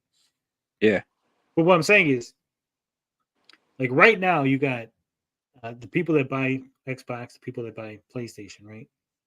If you got rid of one, do you think the entirety of so all the Sony fans would just go to Xbox because that's the only thing there? No. Or do you think that some people would just dip out like, oh, I'm done? No, I don't. I think what would end up happening and what would have to happen would be the same as what happened with VCRs in the day and DVD players. There would have to be one format agreed upon that all companies could make machines for. So there would be like a Philips, Toshiba, Samsung. They would all play the same format of game. That's what would end up having to happen. That would be interesting. So it's been everyone would be spoken about allowed. before. It's been spoken, but I don't think Nintendo will ever get on board. I think Nintendo will always want to. They'll never do a Sega and do software only and release it on other platforms. They'll always keep it on their own machines. Their machines make money. The other ones don't, so it makes sense that eventually the whole world will sort of meet in the middle, and everything will go. You'll be able to make the hardware a lot easier. Or the schematics for building all these machines will be released to everybody, so every company can make one, or everything will be done on the cloud. But with the way software works and stuff, couldn't you still be like, okay, my machine plays everything, but the game that I make is not going to play on your machine because it doesn't have the access code, right? So all the machines are the same except for you just can't play my games now. I don't know. But I think that's what would happen. Because it's not like hardware. It's like a VHS tape was hardware, right? Yeah.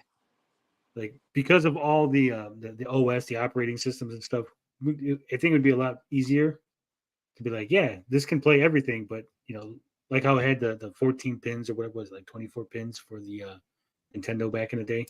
Yeah, but that's when I think Nintendo will find some like sneaky workaround, like, oh yeah, If your machine doesn't know the secret knock knock, it can't play our games. Yeah, but again, Nintendo will be Nintendo doing what they do. They'll end up just having their own first party stuff on their own machine, and they won't have a machine capable of playing what everything else can play. But there'll be an industry standard agreed upon where every machine will have to be able to play every game, and they won't allow anything otherwise. Yeah. I think that's how it'll end up, and then eventually you won't need the kind of hardware that we've got. Because everything will end up being cloud based in the end. Once everybody's internet connections catch up. I don't know. I want Ethernet right into my brain, just like the Matrix. You'll get that one day, and then you'll get cancer in your brain from it. I thought you were gonna say you get canceled. Okay, you've been canceled. You can't play games. No, you've been cancelled. They've tried to cancel you. Yeah. Hasn't worked. I'm so. I don't want to. I think I'm gonna die. It's gonna be like it's gonna be announced and coming in 3 years. Fucking brain machines, and then I'm like, oh, Tony's dead. Like shit. I just gotta hold out for like 3 more years. No, they have your brain in a jar, like RoboCop 2, or like in Fallout. Fucking Robo. Would you do that if you could do like in Futurama, where they're like, no, fuck that. Cut your head off, put it in a jar. You'll stay alive forever. No, fuck that. I want to be dead and gone. I don't want to be around for when the fucking sun starts burning the skin off of me. Thanks. 20 to 30 more years and I'm out of here. If I'm lucky. So if we lived in a world with space travel, like a Star Wars universe, would you be one of the people going from planet to planet, or would you be like me, like still just not going anywhere? Yeah, still not going anywhere. I was a nice warm. What's the planet in Star Wars that had the beaches? Whatever one that is, that's the one I'd be staying on. As long as there's no AT-ATs walking around the fucking place shooting at me, it'd have to be quiet. Because I'd go to the one that Luke was on. I'd go to that island Luke was on with it. Yeah, no, not Tatooine. The one that he was on in the sequels. Dagobah? No, the one that what's her name went to find him. Not Hoth. The one. I don't know how many more planets I can name. You know the one with all the fucking porgs on it. Do you remember the porgs? And okay. He's drinking the milk out of the blue milk alien's tit. I'd go there and become a hermit, drinking blue milk out of a tit. Because I was thinking about it the other day, right? And I was like, right now we have airplanes and boats and stuff, right? And I'm like, there's still people that never go anywhere, right? They've never left their city, their state, right? I'm like, even in the future where there's like space travel, you can go anywhere. Like even if it was commercially viable, like you could just get on a fucking spaceship and like fly to Mars or fly to fucking Jupiter or something, right? I'm like, there's probably be like a lot of people that just never went anywhere, right? Like just always stayed on Earth. Yeah. And then I was thinking, like, I'd probably be one of those people. I'm one of those people that I find myself when I go to another country, I get irritated. I'm usually in another country for a bad reason, though, so I don't think I'm not really a good measuring stick. But when I go somewhere else, it annoys me that I can't get what I want because I don't get what I want. Because they don't understand you. They're like, what the fuck did you want? Sex? Yeah. No, six. Yeah. When in reality, I just want a haggis. It's just a pervert. Did you guys hear the patients were listening to The Wall emitted brainwaves that spat out those lyrics? I didn't hear that. What? That's interesting. I did hear this though. So put on your tinfoil hats, gentlemen. I heard that there's scientific proof. Scientific, not fucking quackpots, right? Actual like legitimate scientists who are studying the brain, studying the electrical firings of the brain, right? And apparently your brain emits low level like magnetism, right? And apparently when someone's brain is not working quite right? Because it's supposed to sync up with other people in the area, right? Yeah. And so, like, if you get that feeling like something's off, like something's wrong about that guy, like that guy's giving you a weird feeling, it's because your brain and his brain aren't syncing up right because something's wrong with his brain. And you should trust your gut. Scientists are saying, trust your gut. If your gut feeling tells you something's off about somebody, it's actually your brain shooting like invisible beams at each other, and you're going, no, this guy's fucked up. There's something wrong with this guy. So always follow your gut because your gut knows. Well, I And should people hope are that they've doing. got scientific proof of this. Yeah. I mean, they're trying to tell me that they know what age the universe is, so I should hope they know this as well. So gut feelings are a thing. It's a real thing. It's a real phenomenon. And it actually can help you succeed in life if you follow your gut. Not legal advice or financial. It's right. It's what 56K said. It's a human internet connection, so you know that Tony's dodgy because his internet connection drops out all the time. Now, what did your brain say about Tommy? Scam artist. Automatic.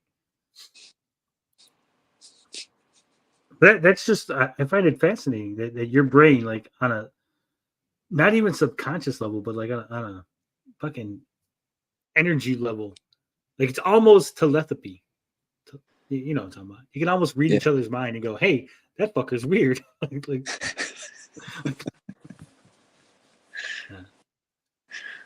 yeah. What I am worried about is, I don't know about you, but have you heard about the machines that they're going to connect to people's heads so they could play your dreams? Like you could record dreams. Are they going to do this with my permission? No, yeah, obviously. Okay. But I think this is horrible. I think it's a horrible idea. Yeah, I don't want people watching my dreams. Christ. Could you imagine? This is going to ruin relationships because you don't control what you dream about, right? Like you just go to sleep and your brain just does a thing, right? Yeah. Could you imagine you put that on, you and your wife, you put on your helmets, and you're going to be woken up at 3 a.m. as she's holding a knife over you, like, who's this bitch? Yeah. Like, what are we talking about, baby? I just looked at your dream. I got up, looked at your dream. You was dreaming about some blonde chick. Who the fuck is she? Kill you. I've been more inclined to be like, why did you wake me up? I was enjoying that before I have the knife plunged into my throat. Yeah, it's going to be terrible. It's going to ruin things. People are going to tell themselves so much because you're going to be dreaming about that time when you like stole something or when you like were cheating. They're going to catch you. It's going to be terrible. Yeah. What's up, Bianca? She says, hey, I see you on old Nerdcast streaming. What? Bianca, I still got to get that video up talking about the anime. I got distracted by ISOM this week and I didn't get it up. Did you add the clips yet? No. I was busy. Slacking. I am. She says, Lo, you fine? I know I'm fine, but also, is it okay that I didn't get the video up? I mean, because everybody knows I'm fine. They've seen the pictures. We all seen the images. Totally fine. Yeah. So fine, it's scary. It is scary, Wisp. I scare myself sometimes because I'm looking so fine. Like, ooh, who's that sexy guy? Whoa, that's me. It's me. Sure, man. Sure. I mean, when I wake up and I go to the bathroom for my morning constitutional and I look in that mirror, I see a sexy, hot, young, vibrant, full of life individual who women want and men want to be. And you, well, you just see yourself. And that's why you're jealous. That's why you can't be me, but you want to. I understand. I understand it. It's not a mirror, is it, Tony? It's a photograph, Brad Pitt, isn't it? It's like, that's not a mirror. That's a picture of someone else. All right. Microsoft will shut down the Xbox 360 store in July 2024. Purchase games will still work, and backward compatibility isn't going anywhere. This is by Sean Knight. This comes from TechSpot. Now, why do you think they're doing this? Do you think that there's a reason for this? Yeah, because it takes up server space and nobody plays 360 anymore. They don't. Well, they tried something like this with the PS3. Remember? They were going to shut down the store. It did shut down, didn't it, eventually? Actually, no. It's No, not they shut down. delayed it, or they went back on it, right? Yeah. They may do the same on this, but I don't know if many people still use the 360, do they? I don't think so. But you have to go through this like convoluted. You have to put money on your wallet, and then you could still buy games on the PS3. I actually just downloaded the other day. I downloaded a bunch of games to make sure that they're on my PS3 in case it ever goes down. Because I got a bunch of Shin Megami Tensei games. Right. I thought they said whatever you'd paid for and hadn't downloaded would still be available to you. Is that not the case? No, that is the case, but I did it just in case anyway. Just in case. You got enough space to do all that? Yeah. There's so much fucking memory space on the PS3 compared to the PS4 and PS5. Ridiculous. Right. Well, I had the games are small. I think I bought a 12 gigabyte one to replace the one that broke, and I think I put a 1 terabyte drive in it. So yeah, there was tons of space. 56K says Tony's a victim of his own spotlight effect. What the hell's a spotlight effect? Is that a thing? Do I gotta look this up now? It's when you. What is the spotlight effect? The spotlight effect is a cognitive bias that causes people to overestimate how much they are being observed and noticed by others. This happens because people tend to anchor other people's viewpoint to their own perspective and to assume that their mistakes and flaws are more visible and memorable than they really are. See, no, I don't give a shit what you guys think about my mistakes. So it's definitely not the spotlight effect. Yeah. I just think that I am a very attractive man who, again, women want to be with and men want to be. Can't help it. I can't help it that you guys are fat, lazy, out of shape, loser gamers who have no lives, no girlfriends, no cars, no jobs. And the only thing you can do about it is cry on the internet. Meanwhile, I'm out here making big moves, playing piano, playing guitar. The other day I played the accordion. What are you guys doing? Nothing. Nothing.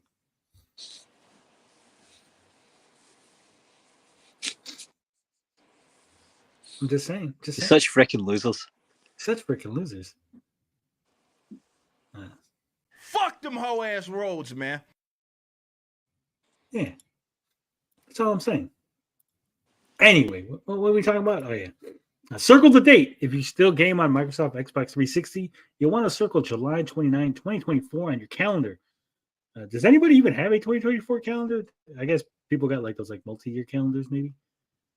Come that date, Xbox 360 owners will no longer be able to purchase new games, DLC, and other content from the Xbox 360 store on the console and through the Xbox 360 marketplace. The Microsoft Movies and TV app will also go dark on the same day, meaning you'll no longer be able to view TV and movie content on the Xbox 360 from that day forward. Microsoft said the change will not affect your ability to play games or DLC that have already been purchased. This applies to content on the console as well as on the Xbox One and Xbox Series via backward compatibility. As such, Microsoft invites gamers to continue purchasing games and DLC from their store as usual. I wonder how many people are actually still just on the 360, haven't upgraded. It can't be that many. Yeah. Gamers will also be able to re-download previously purchased content and continue to connect with friends through online multiplayer, so long as the publisher still supports the game online servers, which isn't always guaranteed. In-game progress will still be able to be saved to the cloud, and progress will transfer to the newer consoles should you continue your journey there. I mean, if you are still playing the 360, you must have bought and downloaded everything you want to at this point. It's not like anything else new is coming out for it. Sure there is. Microsoft Xbox 360 launched way back 2005, and as Dave McCarthy, CVP for Xbox Player Services, notes, a lot has changed since then. Technology has evolved, player expectations have shifted, and Microsoft is focused on making Xbox Series the best it can be. But that doesn't mean they are abandoning the 360. Gamers will still be able to purchase backward compatible Xbox 360 titles and original Xbox games and DLC on Xbox One and Xbox Series after the cutoff date. We believe in celebrating gaming's rich history and have worked hard to preserve as many games as possible through our backward compatibility program. Physical game discs won't be impacted either, so you'll be able to pop in your favorite game and keep playing unabated. Used consoles in working condition are readily available. Blah blah. Okay. Yeah. So I got 2 questions for you, Finbar. Okay. One, do you think in another 20 years we'll be seeing like Xbox 360 games, like homebrew 360 games? Do you think it's gonna be a big No. market the way it is for like retro consoles? Do you think? No, we're I gonna don't have think. that? I don't think so. I think the retro homebrew consoles are a lot easier to develop for, aren't they? Yeah. We're not going to see. We're not going to see elaborate 3D games homebrewed. I don't think. So when those people die out, God forbid, but they will. You know, when the Intellivision, ColecoVision, Atari, NES crowd, that'll be the end. Like the homebrew scene will be gone. And judging by how old some of them are, it's not going to be long. Talking so that's 20 years maybe. And number 2, the second question I have is after the PlayStation 2, right? When the backward compatibility became a thing, right? Yeah. How come Microsoft and Sony weren't signing contracts to keep games on all systems going forward? Because you'll hear a lot of like, well, the license was only for the PS2, right? That's why it's not on the PS3 or wasn't on the PS4. We got to re-up the license. Like, so when they're like, oh, okay, you could put this on our console, right? Why weren't they putting in the contracts? Why aren't they putting it now in contracts going, this is for PS5 and anything going forward, right? Yeah. So it's probably just not worth the money. The amount of money they would make. You're talking specifically about. Are you talking about things like when they did the Grand Theft Auto? I don't know what they called it. Yeah, the classic like edition thing stuff. where they had, and they took the music out. Yeah, it's probably just not worth the amount of sales they'll make to spend that money. Yeah, but here's the thing, right? If I'm saying, hey, I'm going to put your music in my game, right? And I'm going to put this game on every console and every console going forward, right? Yeah. And like you said, they're probably not going to make that many more sales. So I don't see like someone's go, yeah, you know what? I'm going to charge you an extra $1 million to put it on the PS9 and the PS10, right? Like it's not realistic. You would never see that $1 million again. No, but I'm saying like to even ask for that would be stupid. But for them to go, all right, well, just throw us another like 10 grand, right? But they wouldn't say that. They would ask for $1 million. That's the kind of crazy shit the music industry does. Yeah, maybe that's the problem. Maybe they just ask too much. Yeah. They do. I mean, we know they do. Look at entrance music for some wrestlers. They can't use nowadays. I wonder if with the Xbox Series, because they're calling it the Xbox Series, but it's like the S and the X, right? Yeah. If going forward, if they just started calling them, instead of going, this is the PlayStation 6, this is the PlayStation 7, right? If they just kept calling it like PlayStation 5 Pro, PlayStation 5 Ultra, and just claiming like, well, it's the same platform technically, right? Yeah. Could they get away with that? Like now your license is forever because we've never actually changed platforms, right? It's still the same. Even though it's actually it is the PlayStation 9. Yeah, no, it's the same. Like the Xbox Series, right? This is like a different console. Yeah, it's not a different console. It's just a PlayStation 5 Turbo Hyper Edition. Yeah, like I'm saying, well, the Xbox One is better, the series, because it's like Xbox Series S, X. Now, like if they came out with an Xbox Series Y, is that technically a new platform, or is that still in the Series family, right? Yeah. I mean, the specs are completely different. It's like, got ray tracing, all kind of other shit. But no, it's still the Series, so technically. Contract would probably be something worded like any major hardware revision or something like that. Maybe not even the name. Maybe. Hopefully they didn't. Come on, Microsoft. I'm trusting you. Somebody got to screw over those greedy devs. Yeah, or buy them all up. All right. Before we go into this next article, which is the last article, Xbox adds enforcement strike system to improve safety and transparency. I'm going to really quickly give a shout out to the members of the channel who I love. Obviously, Haunted Wisp is still our superstar with 8 months. Potion Sword Run right behind him, 8 months. Aaron World Order, 8 months. 8-month club. Stand up, take a bow. 7-monther, Finbar Saunders, all by his lonesome. It's me. Then we got the 3-month Carla Acosta and Miss Susie, the 1 month 56K warning, and then our babies, the babies of the group, 18 days, Brandon, Carl, and Amused One. So thank you, 9 members. I'll never catch the 8-month club because I forgot to turn on the recurring membership thing right away. Those guys will always be ahead of me unless they fall out with you big time and cancel, and it's never going to happen. Yeah. Not those guys, not Haunted Wisp and Potion. And who's the other one? Who's the other 8-monther? Haunted Wisp and Aaron. Potion. Oh, and Aaron. Aaron. Yeah, they'll never cancel. Aaron might They're all cancel. good guys. Aaron's a good guy. Aaron's a good guy. I think he forgot. He hasn't been around. He's forgotten. Yeah.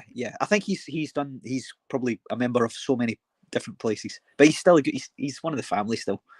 Yeah. Oh, he's a good. I'm not saying he's not a good guy. I'm just saying he probably doesn't remember. 56K says Gabe Newell of Valve is the one platform. The one shall rule them all. All right. I did say on the point of Aaron, I did say I was going to get into the wrestling talk with him again at some point, but I've just stopped watching it. I don't know about you.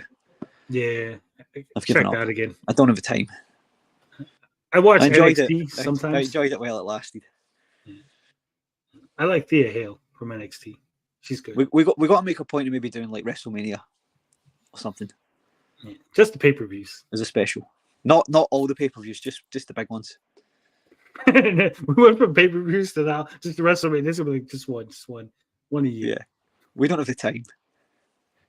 All right, let's get to this. Xbox adds enforcement strike system to improve safety and transparency. Up to 8 strikes for a year's suspension.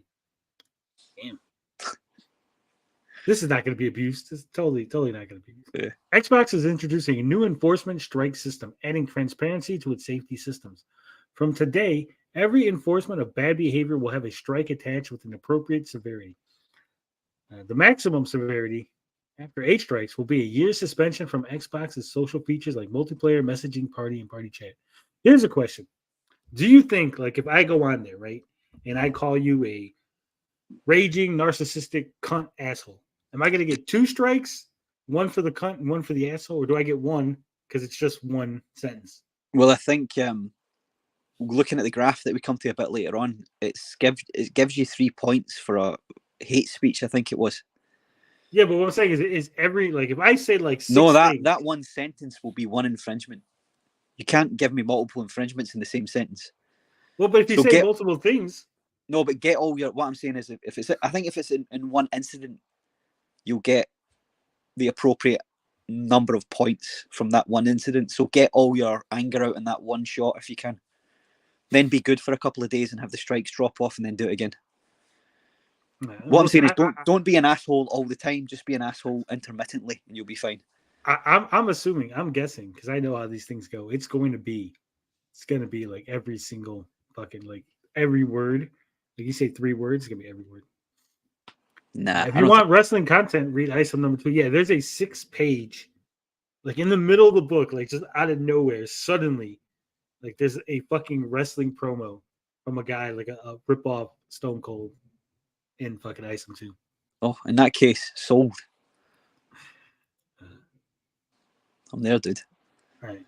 Strikes will still allow access to single-player games and purchase content. However, for the most serious violations, like illegal activity, Xbox retains the right to permanently suspend accounts from all activity.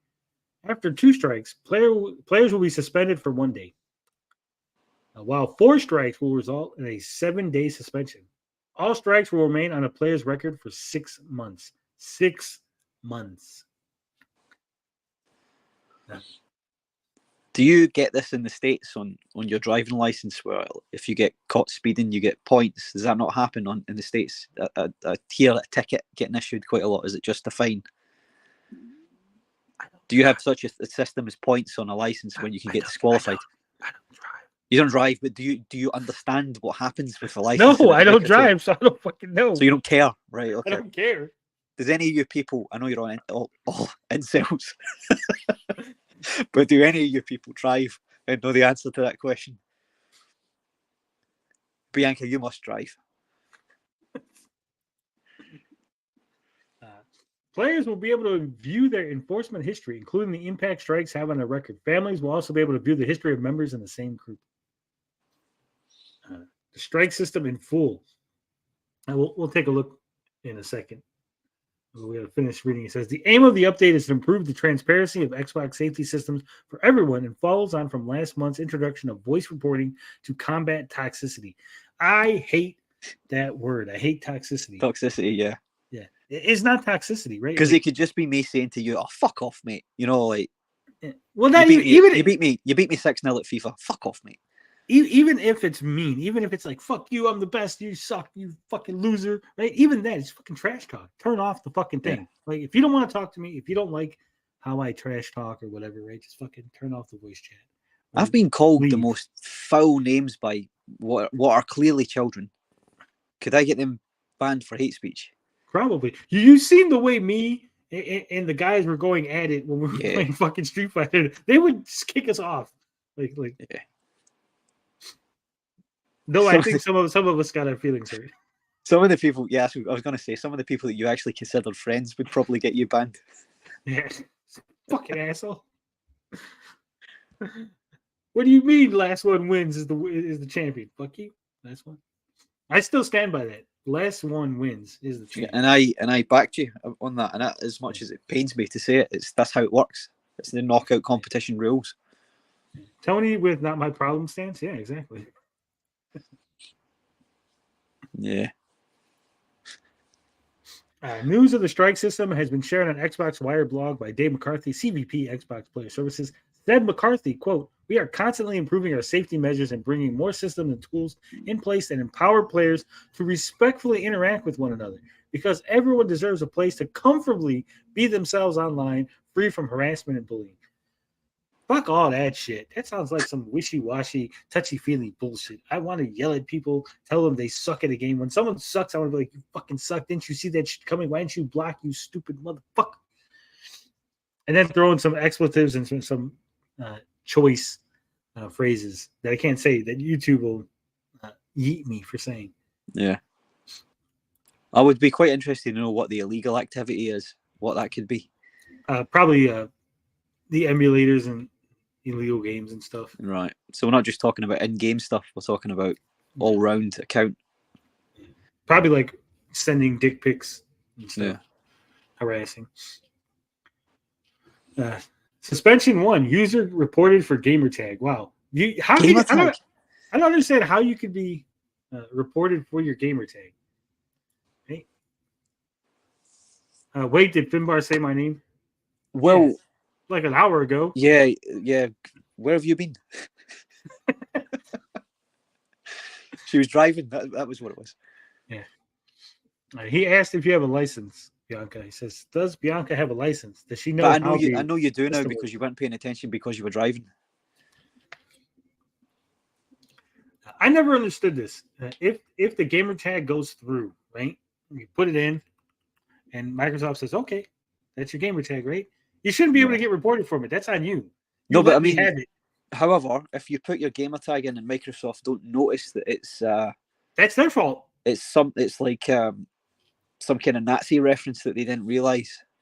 Somebody else could bring that to their attention and they could look it up and say, "Oh yeah, you're right, it is," and then ban them for that. No, but you shouldn't. You shouldn't be able to ban. They should tell you, "Hey, like, because let's say right now that my gamer tag is fucking Cheeto." Hot Cheeto dude is my gamer tag, right? And then suddenly, like, the fucking alt-right Nazis, like, they start fucking buying up Hot Cheetos and, like, they're putting Hot Cheeto stuff all over the shit, right? And suddenly Hot Cheetos become a Nazi thing, right?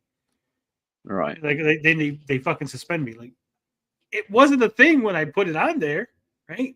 You should at least contact me and be like, "Hey, it's come to our attention that Hot Cheetos is a Nazi thing. Could you please change your gamer tag?" Right. So whatever it is, if it goes through, right? And like even if my gamer tag was Cunt Destroyer 99, right? Like, hey, we didn't notice that you had that, right? Like, that's our fault, but you're still gonna change it, right? I can see that, but don't be like, "Oh, you're suspended. We fucked up, but you're suspended." Well, I won't tell you exactly what the words are because it may dox me. I had what was a character name in World of Warcraft years ago that was a Scottish swear word. Nobody else but us in Scotland use it. It got through on World of Warcraft, but on something else, I can't remember what else I tried to play. I put that name in, and the mods came back to me and said, we can't let you have this name. It's a swear word, or it's trying to circumvent the what do you call it, the filter. Yeah. And I went, no, it's not. Explain. And they said, like, we know what the word means, but Blizzard didn't know, so it got through. So somebody may bring that to Blizzard's attention later and say, look, this guy's he's writing the word piss. This is the way of saying piss. So some get through, some don't. Even if it goes through, in my opinion, if it goes through, they should just go, hey, we fucked up. That shouldn't have went through, but it did. We'd like you to change it, right? Then if you refuse, if you're like, no, I'm not changing it, then they can suspend you. Like, hey, we're going to give you like 3 days to change it so you can decide on something new. But then after that, we'll suspend you, right? But we're telling you now that it has to be changed, basically. Yeah. But why give you a strike for it? That's bullshit. Just tell you to change it, and if you change it, I mean, at the end of the day, they can take the name off you. Yeah. Bianca says she doesn't drive. My permit should be expired by now. Do any of you fucking incels drive? No. You get 3 points. Examples of strikes added for each type of action. Profanity 1. Cheating 1. How are you gonna give me a strike for cheating? Cheating? I get, but wouldn't that be like illegal? Like, because you have to mod the game or something to cheat, right? Like, I'm assuming. Like, not just like, oh, Tony, like, he's being unfair. We said no throws and he threw me in Street Fighter, right? No, it'd be like legitimate, like, hey, his game is fucking modded, right? He is an aimbot. That's like legitimate cheating, right? Well, that should just be like a separate thing. That shouldn't be like, oh, you get 1 point for cheating. Like, I think that's worse than fucking hate speech, quote unquote hate speech. I don't know if I would say it's worse.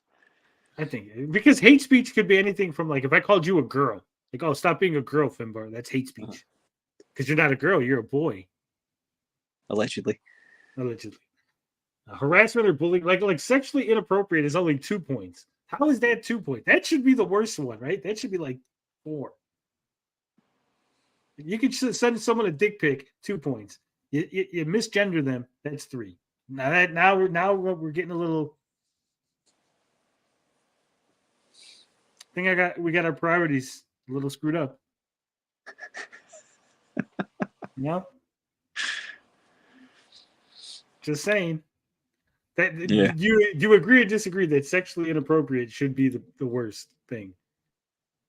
Well, yeah. On that list, obviously, like, and I mean like the worst thing in the world, but like on that list. The worst thing on that list, yeah. I mean, it should go without saying. But it's not, and that's why I think. No. That's why we're going down a very dark path, aren't we? Yeah. Beefy says I drive 30 minutes to work every day. So Beefy drives. He knows all about whether or not you get points on your license. Do you get points on your license, Beefy, when you get pulled over for speeding in the States? Jan's asking me if I'm related to Drew McIntyre. Are you? I've got a secret to tell you. I am Drew McIntyre. 56 says you guys don't use the Xbox. Huh? I don't. I've never played on Xbox. I've always been a Sony or Nintendo. And I actually played my Switch this week. I'm an Xbot now. I was playing Marvel Ultimate Alliance 3 all week. Been enjoying the shit out of it. Luster says you get a ticket citation and you can't get points on your license. Depends on the cop and your driving record. Cop also has a lower your ticket penalty, which can result in no points on your license. Can you be disqualified from driving for any? What if you're drunk driving? What if you're you get a suspended license? DUI. No? Will you get suspended right away for being drunk? I think so. I don't know personally. Yeah, I think it's the same in the UK. Okay, so you can get points, and so that's what this is like. This is like accumulating points on a driving license, with some things more severe than others. Yeah. And yeah, points on a license equals high as insurance. Yes, as I found out to my cost.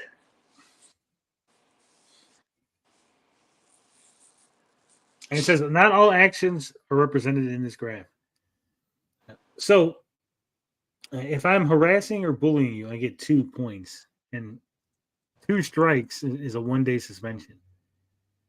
If I do hate speech, that's a 3 days. That's a 3-day suspension for hate speech. And then if I do it twice, so if I do 2 hate speeches, which would be 6 points, 21 days. And then you're only allowed 2 hate speeches, because 3 hate speeches, and that's a whole year. Yeah. According to the system. That's calling someone a cunt 3 times. Yeah. And you're gone. You can only do 3 hate speeches. It's 2, and then third strike, you're out, right? But sexually inappropriate, you can do 3 sexually inappropriate things, and still you're only at 21-day suspension. I think the priorities are slightly wrong here. Yeah. And at what point does harassment and bullying, like when does profanity become harassment and bullying? Isn't that like an ongoing thing? Like if you're getting strikes for profanity, like you should never even make it to the harassment phase. You should never get a strike for profanity, just simple profanity. You know, like, oh fuck, you like, everybody does that. Yeah. But here's the thing, like I said, harassment and bullying, that's 2 different things, right? Because harassment is a one-time thing, where bullying is an ongoing thing. It's an ongoing thing, yeah. Right? So so you can get it for harassment, and I guess if you continue, it's just bullying, like, but it's the same amount of points. Like bullying should be worse than harassment. There should be levels. Like Microsoft, you're all fucked up. Like it should be harassment, you get 1 point because you did it once. And now it's escalated to like you keep bullying this kid. So now we're gonna 3-point it because this is now an ongoing issue with you and this one individual, right? Whereas like if you're harassing like a bunch of people, that's like, it's only like it's spread out. You spread out the harassment, so it's okay. Yeah. You do your bullying in 6-month bursts. Yeah. Bully for a few months and then stop. Once your 6-month points drop off, you start again. So you could do 2 hate speeches and a profanity, and you get a 60-day suspension. Then you got to wait 6 months. I wonder when they're going to be like, look, you guys got to stop trying to fucking work the system. Like, let your points drop off. Like, no, it's like, it's going to be like if you accumulate X amount of points within a year, even though other points dropped off, right? Yeah. Fucking Microsoft. This is going to be terrible. People are going to be reporting. Then you got to like, I don't know if it's a person reviewing this or it's a machine reviewing this, right?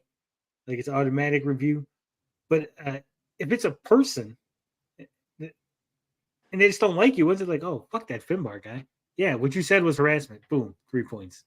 Right? Yeah. Well, hopefully, because it says you can report people, so hopefully it's not like just a case of like on YouTube where you report and then the person gets suspended right away.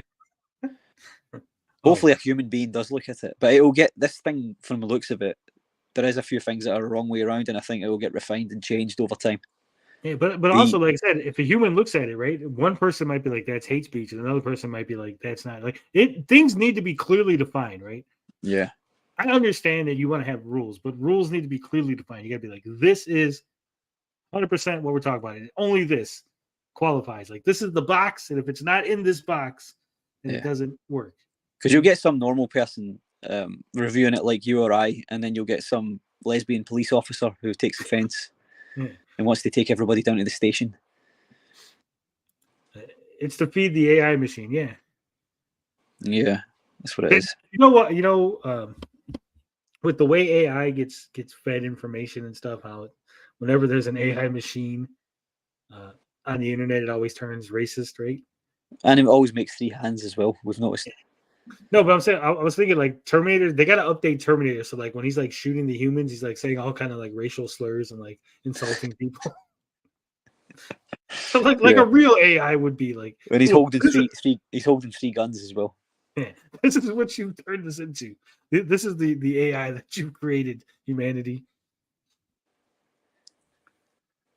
All right. That's it, I think. We made it to the end of this lovely adventure. We just got to go over the weekly polls because our polls are fantastic and we got the best audience around. Yeah. I love polls. I love big, hard, interesting polls. Our polls are always hard as well. Yeah. All right. This one was hard. People, I swear to God, listen, everyone listen. I don't want to have to repeat myself. The 12 of you that are here, tell it to the other people that aren't.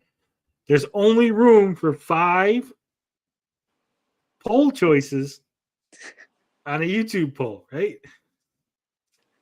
So please, like every time I put something on that has like, what is the best game, right? And I'll put like 4 games and like then other. Like, invariably, people get upset. Like, why didn't you put this on? Because it's only 5 spots. It's only Some of 5 your spots. choices are just unacceptable, though. Only 5. Which brings us to the first poll, 124 votes. Which 80s cartoon was the best? Choices are He-Man, G.I. Joe, Transformers, Thundercats, or other. Post your pick in the comments if you chose other. 37 comments, so we know it's going to be good in this comment section. He-Man, 15% of the vote. G.I. Joe got 14%. You know what I found out the other day? What? That the G.I. Joe, you know how there's 3 chicks in G.I. Joe, right? On the good side. Never really watched it. I've got to be honest. There's Scarlet, Lady J, and CoverGirl. I didn't know that they took the blonde chick from the cartoon. Her first appearance, she's blonde. Then later on, they change her into a brunette. Right. Does she And become then- evil? And then she becomes a redhead. No, she doesn't become evil, but like I always thought there was one redhead chick on G.I. Joe. And then it turns out, no, they changed the blonde chick to she became a fucking redhead too. Because I kept trying to remember, like, who's the blonde on like there's got to be a blonde on G.I. Joe. Because I kept remembering, and then like I would look it up and like there was no blonde. It was like I'm not going fucking crazy with like a Mandela effect. Transformers, 42% of the vote. Thundercats, 16%. So you said that these are bad. Which one wouldn't you put on this list? So if I'm going to make a list of 4 and an other, which Right, one? No, you're right. So you know what I wanted on there, right? What? Teenage Mutant Ninja Turtles. Teenage Mutant Ninja Turtles. I would have taken other away and put Teenage Mutant Ninja Turtles there. That's the only 5 cartoons you need to concern yourself with throughout the 80s. There is no other. Well, 13% disagrees with you. Well, they're wrong. No, I mean, their 13% wanted Ninja Turtles. No, not everyone put Ninja Turtles. Yeah, but whoever didn't put Ninja Turtles was just wrong. Let's see what these people put. Sort by I know you new. put Thundercats, Bianca, but you should have been on my side because you're a Turtles fan as well. Robotech. Cartoon where one of the main characters dies from internal bleeding. I was in shock. With G.I. Joe, planes and helicopters exploded, but no one died. It's funny because actually someone was going to die in the G.I. Joe movie, but because parents complained about Optimus Prime dying in the Transformers movie, Duke was saved from death. Oh, it was going to be Duke, was it? Yeah, because Penforth. On the movie, do you mean the live action movie? No, in the cartoon movie. Because he dies in the live action one, doesn't he? Yeah, but in the cartoon, he throws the snake and it hits him in his heart. And then, like, if you watch the scene, they're acting like he's dead, but like the dialogue's like, "Oh, Duke has fallen into a coma," and then he's like never seen again for the whole movie. Yeah, I think there's like a little throwaway line at the end, like Duke's come out of his coma, yay! But originally, it was written that he died. Yeah, they just couldn't be bothered animating anything. No. If you watch it, like I said, watch the scene. He fucking dies. He gets hit with a snake through the heart. Like this, like fucking snake busts through his chest. And he's like fucking supposedly like bites his heart. Okay. And there's like blood and like it's fucking crazy. But like I said, because the Transformers killed off Optimus Prime and like all the little kids cried about it, they complained, and then the G.I. Joe team was like, no, we can't kill him. Albert Alberta O'Ridge says GoBots. GoBots. GoBots. GoBots. Terrible. They were like the Transformers at home. Yeah, Transformers. Like, no, we got Transformers at home. That was fucking GoBots. GoBots. They were so bad that the Transformers people bought out the GoBots and used their names as the little bitch robots in the Transformers Armada series. Did they kill them off? No, but like there was like these little mini Transformers, and they gave them all the GoBot names. Right. Back when you're a kid, you don't realize. I mean, you don't even realize it's a rip-off to begin with, and then you don't realize how shitty they are because you're just a kid. Jan Ong, Jan says this survey is not legit. There's no Care Bears in the option or Rainbow Bright. Was Rainbow Bright 80s? Yeah. Or did she start in the 70s? No, I don't know if it started in the 70s, but it was throughout the 80s. I mean, the Turtles started in 87 and went deep into the 90s, so I suppose you could.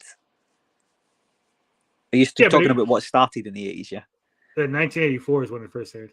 Yeah, but I thought maybe it started airing in the 70s and it was like one of those things like was like rerun in the 80s, but it wasn't actually like.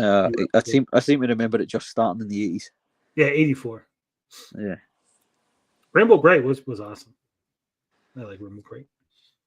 Myself in comics loves Care Bears. I love Care Bears as a kid. I'm not ashamed to admit I was in the theater for both Care Bear movies. No, I don't care about Care Bears. How do you not care about Care Bears?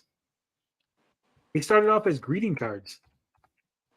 All right, okay. And then they got greedy. There's been basically a Care Bears.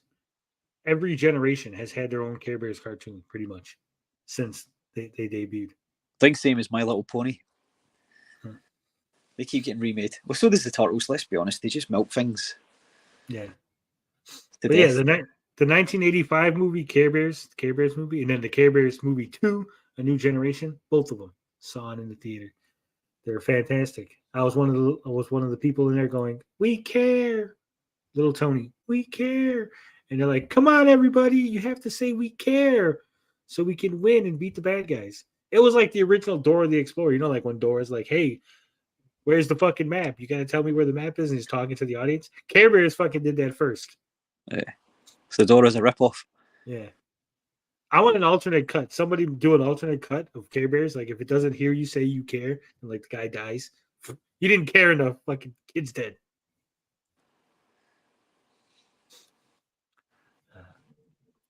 All right, what we got here? Muppet Babies? Try to laugh. I'll fold you motherfuckers in half. I love Muppet Babies. Muppet Babies was fantastic. Muppet Babies was weird though, because it would always reference a lot of things that kids probably like had no idea. Like it referenced like Nosferatu and like fucking like Indiana Jones and like some other like definitely not kid properties. Well, the full live action Muppets did the same as well. Yeah, but the Muppet Babies were specifically made for kids. Yeah. And then like again, it was like weird fucking references on the show. DJC says He-Man. He-Man, another Robotech. Look at that, 2 Robotechs. No Turtles, but we got 2 Robotechs. Specky says the real Ghostbusters. Real Ghostbusters is good. The original Ghostbusters suck. You ever see the original Ghostbusters cartoon? Yeah. The monkey in the car. Did they did they get a cease and desist and get told to stop doing it and they changed the name of it? Is that right? No. No. There was an old movie called Ghostbusters, right? Yeah. And it had 2 dudes and a monkey in a weird car, right? That was the Ghostbusters. That's right, yeah. But when they were going to make the Ghostbuster movie that you know with Dan Aykroyd and all them, so they licensed the name Ghostbusters. Right. So then they wanted to have a cartoon, and so that's why the cartoon already was Ghostbusters. So then that's why the Dan Aykroyd in them cartoon was the real Ghostbusters. That's a little bit fucking. It's a bit of a cheap shot, isn't it? Yeah. Considering they licensed the name from the first one was like Ghostbusters, 2 words. This one is combined. Yeah. Still a bit of a cheap shot for Dan. I mean, I think Dan Aykroyd was behind it, wasn't he? I think so. I think he's a bit of a cheap shot to take. He's a weirdo. Yeah, he is now, yeah.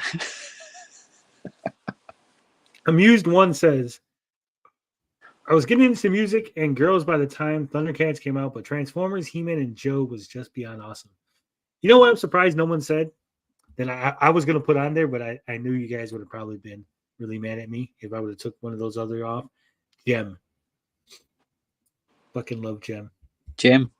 Gem. It's outrageous. It's truly, No, you've got to keep. Truly outrageous. No offense, Bianca, but you've got to keep all the girly stuff out. It wasn't girly. We're all Gem men. wasn't girly. Yeah, it was. Gem was awesome. It was a punk rock group. It's fucking fantastic. What? 80s hair band. What do you mean I'm no heart, Jan? What does that mean? Is that a Care Bears reference? Yeah, it's a Care Bears reference. Well, okay, I'll take that. It's the name of the bad character. I just worried he was calling me a black-hearted. Robert Stevenson says Visionaries. Visionaries. Visionaries sucked, man. I was gonna say it's a little obscure, but DuckTales for Bellstar. Joshua Perez with Robotech. That's three Robotechs. We never had Robotech. Thundar, the Barbarian. That's got to be an 80s one. Or not an 80s, a 70s one, right? I don't know what it is. 1983. Wow. It debuted in 1980 and ran until 1983. It was like a barbarian, but he had like a laser sword and then like a Chewbacca sidekick and then like a chick with him. I'd actually think the original Robotech, whatever, if it was Macross that it started as, I think that might have been 70s. Let me check. So I think that should be disclosed. No, but it was redone and turned. It doesn't matter if it was it animated if it was animated in the 70s. It's 82. The first one was 82. Oh, there you go. No, wait, that's Robotech though. Oh no, yeah, sorry. Three separate fictional universes made between 82. Okay, I'll let you have that one. Finbar says Teenage Mutant Ninja Turtles shouldn't be relegated to an other option. Shocking. I think it's because it's so late. It was like 87. I think he's right. 87 is still the 80s. No, but I'm saying like when I think of 80s cartoons, I don't think of Ninja Turtles. Like that's not one of the first ones I think of. I think of it more like if we went 90s cartoons, I would have Ninja Turtles. I don't know why. Then you're wrong. I know I'm wrong. I said it. It starts in 87. But when I think of 80s cartoons, I don't think of Ninja Turtles. And you're also wrong for excluding it from this list. That's why I'm telling you why I didn't make the list. Despite what Bianca says. Definitely not He-Man. I'm a Thundercats girl. Now, there's no werewolves in Thundercats. There were cats, not wolves, Bianca. What are we talking about? What girly stuff? No Gem, no Barbie cartoon, no Care Bears, no Rainbow Bright. There you go. Rabbit Dude says Teenage Mutant Ninja Turtles. Look at that. You got two of them. You're tied with GoBots. GoBots also said 2. So I can't fucking believe the GoBots and TMNT are on a par at the moment here. They tied up. Yeah. All right. 71 votes. Would you buy a book about the Intellivision Amico fiasco from a quote hater if he wrote one? You already did, right? 71. No, I didn't write an Amico fiasco book. I wrote an Amico games guide. Well, when you read that book that you wrote, it does look like a fiasco. 71 votes. 66% said yes. 34% said no. I believe Jan said that I was doing market research. I think you are. The frog is gouging the market for his book, says Jan. 66% is a go. It's a green light. Let's do it. Waiting for Cyrus's Intellivision Amico memoir. Cyrus went all fronts. Tearsman Hugh Glass to track down his $100. Now that's a story. Beefy Bite says nope. Odds are the writer will not have experienced the Atari age nuance that show the ground levels of crazy astroturfing. It's too much. You had to be there and watch it. Just reading the ego thread isn't enough, and you miss things like how I had to make these 3 separate threads to discuss it.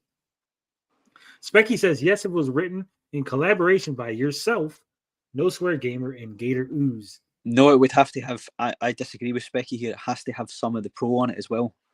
Has to have at least 3 pro side. Only if it's Tommy Zero and a series of books the size of an encyclopedia. You Super J says, but not Smash or Retro Bro. Even though he was a Tommy lover, I would read an Amico kid book if he promised to devote a chapter to a statement about being open to dating a trans. What? What? Yeah, that took a turn. You had me in the first half. I'm assuming he. It took a left turn there, didn't it? Yeah, it took a turn. Took a. I don't even. Not even gonna touch it. I gotta touch it. But Gatoroos, if Gatoroos is listening, if your next game isn't a Tommy Tallarico's $100,000 Smuggler's Run, endless runner game, I'm gonna be very disappointed. Make it happen, Gatoroos. Tommy's getting chased through customs, and you gotta like dodge obstacles. And if you don't make it across the customs with $100,000, you lose. Come on, make it so. You can do it. I have faith in you. You can have that idea. It's free. All right. 112 votes, more votes than the Amico one, which is interesting. Do you care if the female characters in a game are ugly? 32% said yes, they care. 68% said no, they do not care. Finbar, do you care if the female characters in the game you're playing are ugly? Yes. I also care. Nobody wants to play a game with ugly characters, male or female. That's what I'm saying. Like, and anybody who says the opposite is lying. Yeah, 20 comments here. Let's see. Joseph says, I buy games with ugly characters. Western developers face it like male-looking females. There's reasons in woke society.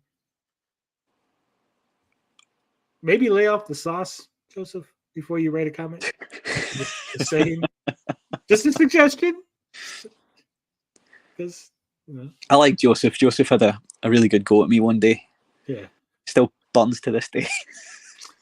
Jan Ong says, I care. What if females look like Uncle Fester? You don't like bald-headed women? Bald-headed women can be attractive. I prefer attractive characters, but it's not a big deal. No, because I don't plan on banging a video game character, says you, Super J. I sell comics. Not really. As long as I enjoy what I'm playing, then it's fine. Days Gaming says, no fatties. Hell yeah. Sudrian Tail says, ugly people are a fact of life. Both men and women plus beauty is the eye of the beholder, so we can't really judge. Tommy says, nah, I mean, you just hire some good-looking booth babes to stand near it at E3, and it'll make up for the horrifying low-poly female characters. I think it matters in the sense of it's like a comic book or a picture, right? Like a drawing. Yeah. You don't want to draw, like, I don't want to look at something ugly. Like, would I want to look at an ugly view outside my window? If I open up my window, would I want to see smog and like some guy shitting in the street? Or would I want to open my window and see like a nice lake and beautiful sky and birds, right? Is smog and a guy shitting in the street not what you currently see out your window? It's not. It's definitely not. It's just a railway track, isn't it? Yeah, it's just a railway track. Well, you know what I'm saying? Like, I'm saying, like, yeah. You want something I'm going to be to looking the eye. at Everybody does. No, but it doesn't have to be beautiful. But I'm saying, like, if I'm going to be stuck looking at this character for 40, 50, 60 hours of playtime, right? I don't want to, like, look at a weird-looking fat person that's jiggling down as I'm fucking playing. Like, could you imagine playing Link, but Link is fat and, like, you can see his arms jiggle as he's walking? Every 10 seconds, he's got to stop and take a breath. Like, it would make climbing those towers hard, wouldn't it? Yeah. It's like, hold on. This guy's a little fucking inhaler. Is that energy bar that runs down would run down very quick?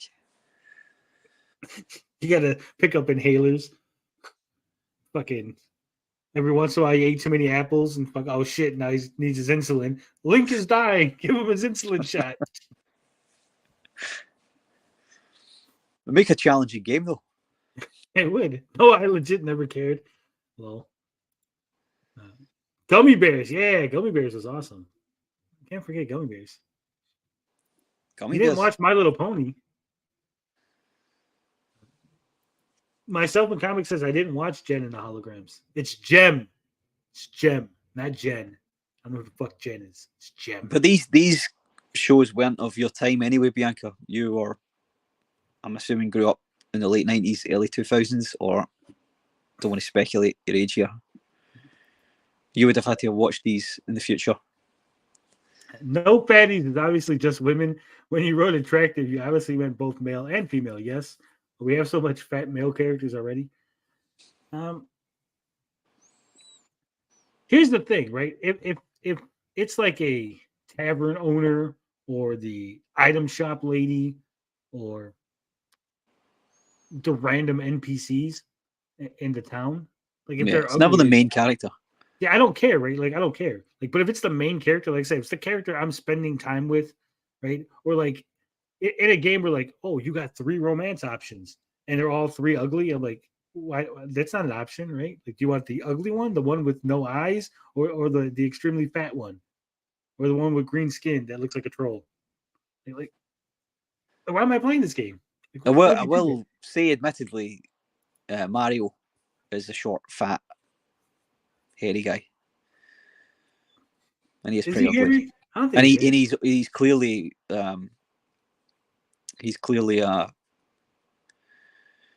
batting he's batting higher than his with Princess Peach. Well, he rescued her. It's all fucking Stockholm.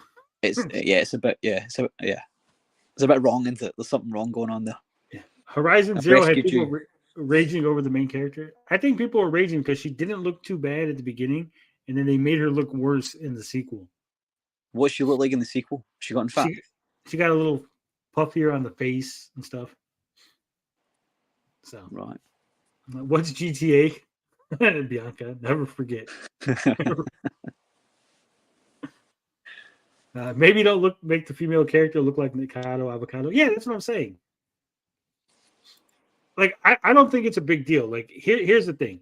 Like, let's say we're doing Street Fighter. The next Street Fighter game had a fat female character, right? That would be fine. As long as there's also an attractive female character, right? But if they're all just fat or all ugly females, it's like, wait a minute.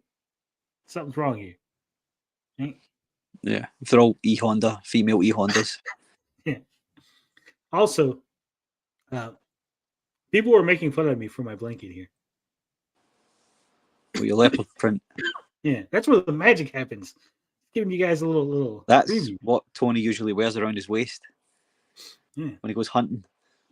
That's my loincloth. That's not even a blanket. Yeah. Just ramping around. Bro, the actress changed physically. The mocap matched her face. Well, I didn't know that. So I apologize. Maybe tell her not to, eat so much food. That's what I'm saying. Do you remember that's what happened to, do you remember when you were reviewing those Spider-Man fan films? Yeah. Yeah, that's what happened to Gwen Stacy, remember? Yeah. She got a little heavy from movie to movie. Yeah. Say. And then we were all told, like, we were, I wasn't laughing about it. I think it was you and other people. It wasn't me. And then we were told she had some kind of glandular issue. Yeah. I think she's got a problem. Oh, fuck. Yeah, sorry. I was poaching some eggs for dinner when my headphones ran out of juice. I didn't season your eggs, Wisp. I need to know. I needs to know. I like a little salt on my eggs, a little pinch of black pepper. If I'm eating a hard-boiled egg, I just put a big old dollop of mayonnaise on it.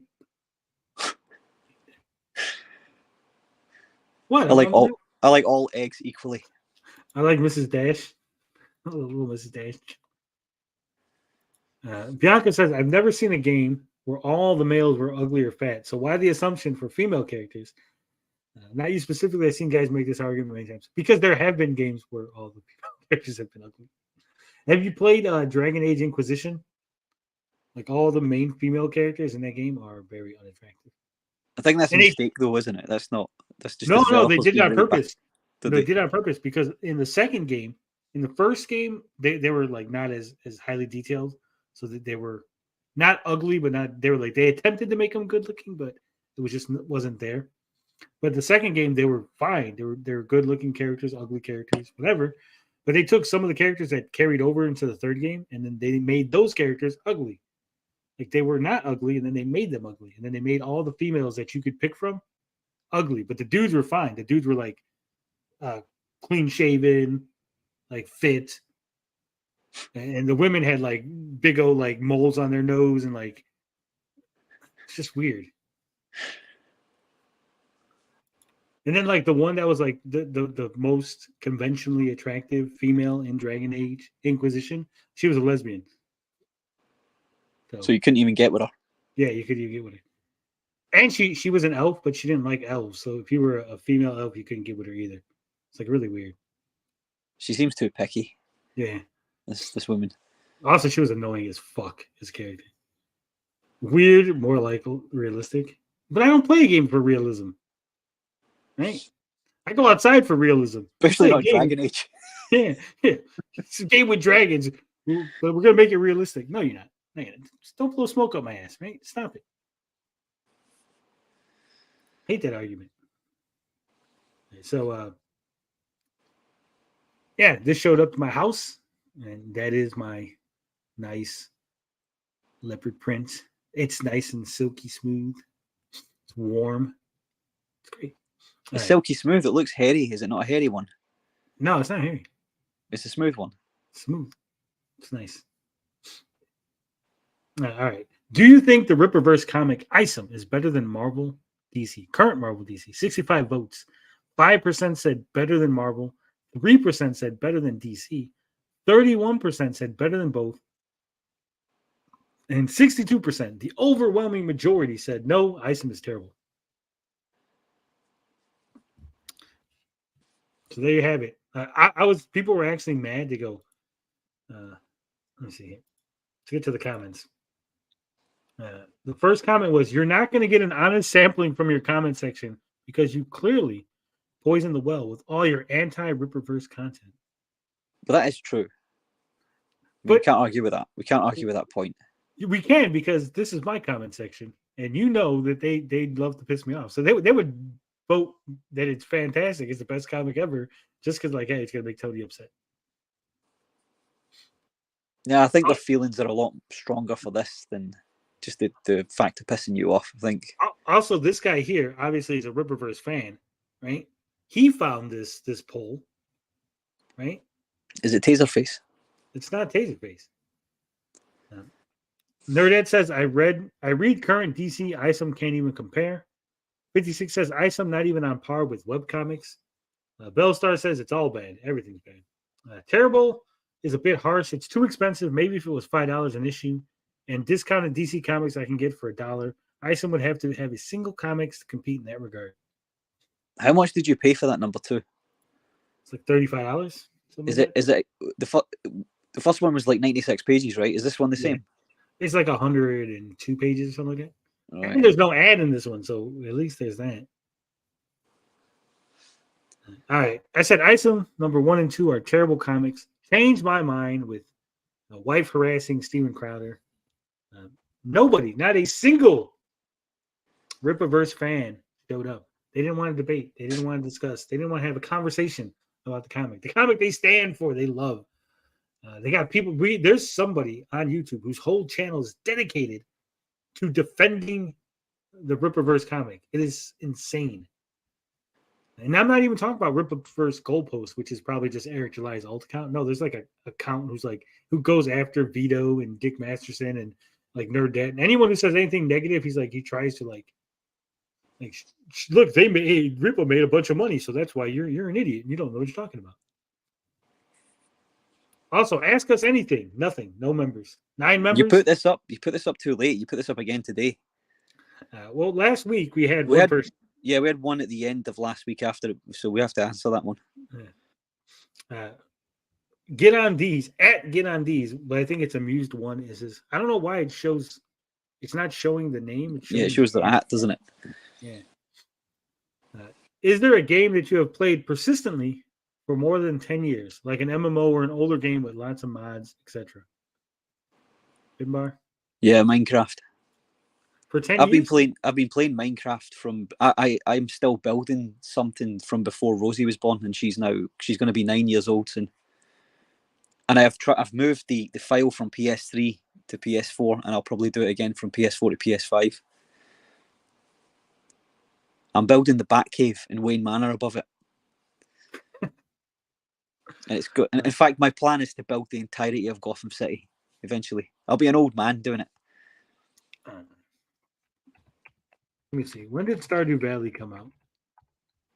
Do you still play it though? Yeah, that's why. No, it only came out in 2016. So I've only been playing it for about 7 years. Not quite 10. I don't think there's a game that I've been playing consistently for 10 years. I've been playing Minecraft for over 10 years, easily. Like I have Consistently. played Minecraft over 10 years ago, and then I played it a couple years ago. But what I'm saying, like consistently, or something that I play regularly because I want to play it, versus Sidekick Max wanted to play it, that's why I was playing the game, right? But I don't think there's anything really. I'm more of a move on type of person. Like I've literally played Minecraft while I've been on this show. Like when we had a full panel and you didn't need my full attention, like what you do now. Yeah, I've done it before, just because we're on for so long and I need something to do. And what I've been doing while I've been on here is I've been digging out the back cave. I'm still digging it out now. All right. I'm not doing it right now. You've got my full attention tonight. Jan says, myself and comic, you're not ugly, Bianca. You told me you look like Indian. You maybe like Priyanka Chopra. I don't know who that is. That's Cat. I seen what Bianca looks like. Bianca looks like a Hispanic. Little short, tiny abuela. Eric lacking the knowledge of narrative structure. ISOM Foundation, a bit below average, yeah. What else we got here? Y'all got finessed, not me. If ISOM is great, as many reviewers say it is, then they should be able to explain why without resorting to throwing labels or referring to the money it made. Or how glossy the paper is. Yeah. Didn't see that poll, but the Dynasty Warriors series was mine, but they're PS games. Well, it's not a poll. It was just a question that they asked us in the members only section. And if you want to ask us a question, any question at all, any question, no question off the table, you can ask anything. All you got to do is be a member. 99 cents, get you membership, get you access to asking us any question once a week. And we have to answer it. Have to answer it, no matter what it is. So, can we lie? We have to be honest, right? We have to be honest. I mean, I wouldn't know if you're lying, but I think you would feel bad. I don't think I wouldn't lie. I wouldn't be able to live with myself. I'd be weighing on my conscience too much if I lied. 56 says I still play Lumines on the PSP. Yeah, like I said, I don't think there's anything. Stardew Valley is probably the game that I play the longest. That's only about 7 years. Everything else is, like I said, one and done. I beat it. I move on. I don't have time to keep playing things.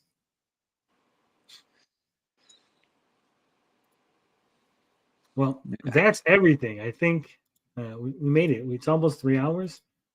That's all we had you for, right, Finbar? 3 hours anyway? Yeah. You did me a favor tonight. I won't get in any trouble. One last thing before we go. Just one last thing. I just want to show this it's upcoming on an upcoming live stream. We're going to read ISOM number 1, the edited edition. That's right. Someone took ISOM number 1, edited it, created his own narrative, his own story. Made it better. He took the pictures, put it in new order, added new captions, changed the dialogue bubbles. So brand new story. And the creator of this has given full permission to go ahead and live stream and talk about it. Not Eric July, the creator of the update. Eric July might be upset. Eric July would be pretty angry. So, especially if it turns out to be better than his. I read a little bit. It sounded better. You wait till Chuck Dixon gets onto this. He'll fix it. Yeah. Did you ever own the Virtual Boy? Haunted Whisk asking a question right at the end. No, I did not. 56 says, I love these fan edits. And Luster says, Gabby's ISOM edit is really good. Yeah, that's what I heard. I heard it was pretty decent. Is it up on line 3 now, is it? The edit? Yeah. Yeah. I'll give you the link. I'll have to go check it out. I do want to read the original, though. I want to read both of them. Oh, you should probably wait for the original then. I'll read the originals first, then I'll read the Jabby edit. Amazing how keeping things simple makes a big difference. Yeah. Is it keep it simple? Keep it simple, stupid. The KISS method. All right. Bianca says, I wanted to play Stardew Valley before. It's a great game. You should play it. Play it. It's fantastic. All right. Before we stay another half hour, because you know how we do it, we always end up having these conversations with you guys, and you love to keep me here. I'm going to sign off. As always, love, peace, and booty grease. We out this bitch.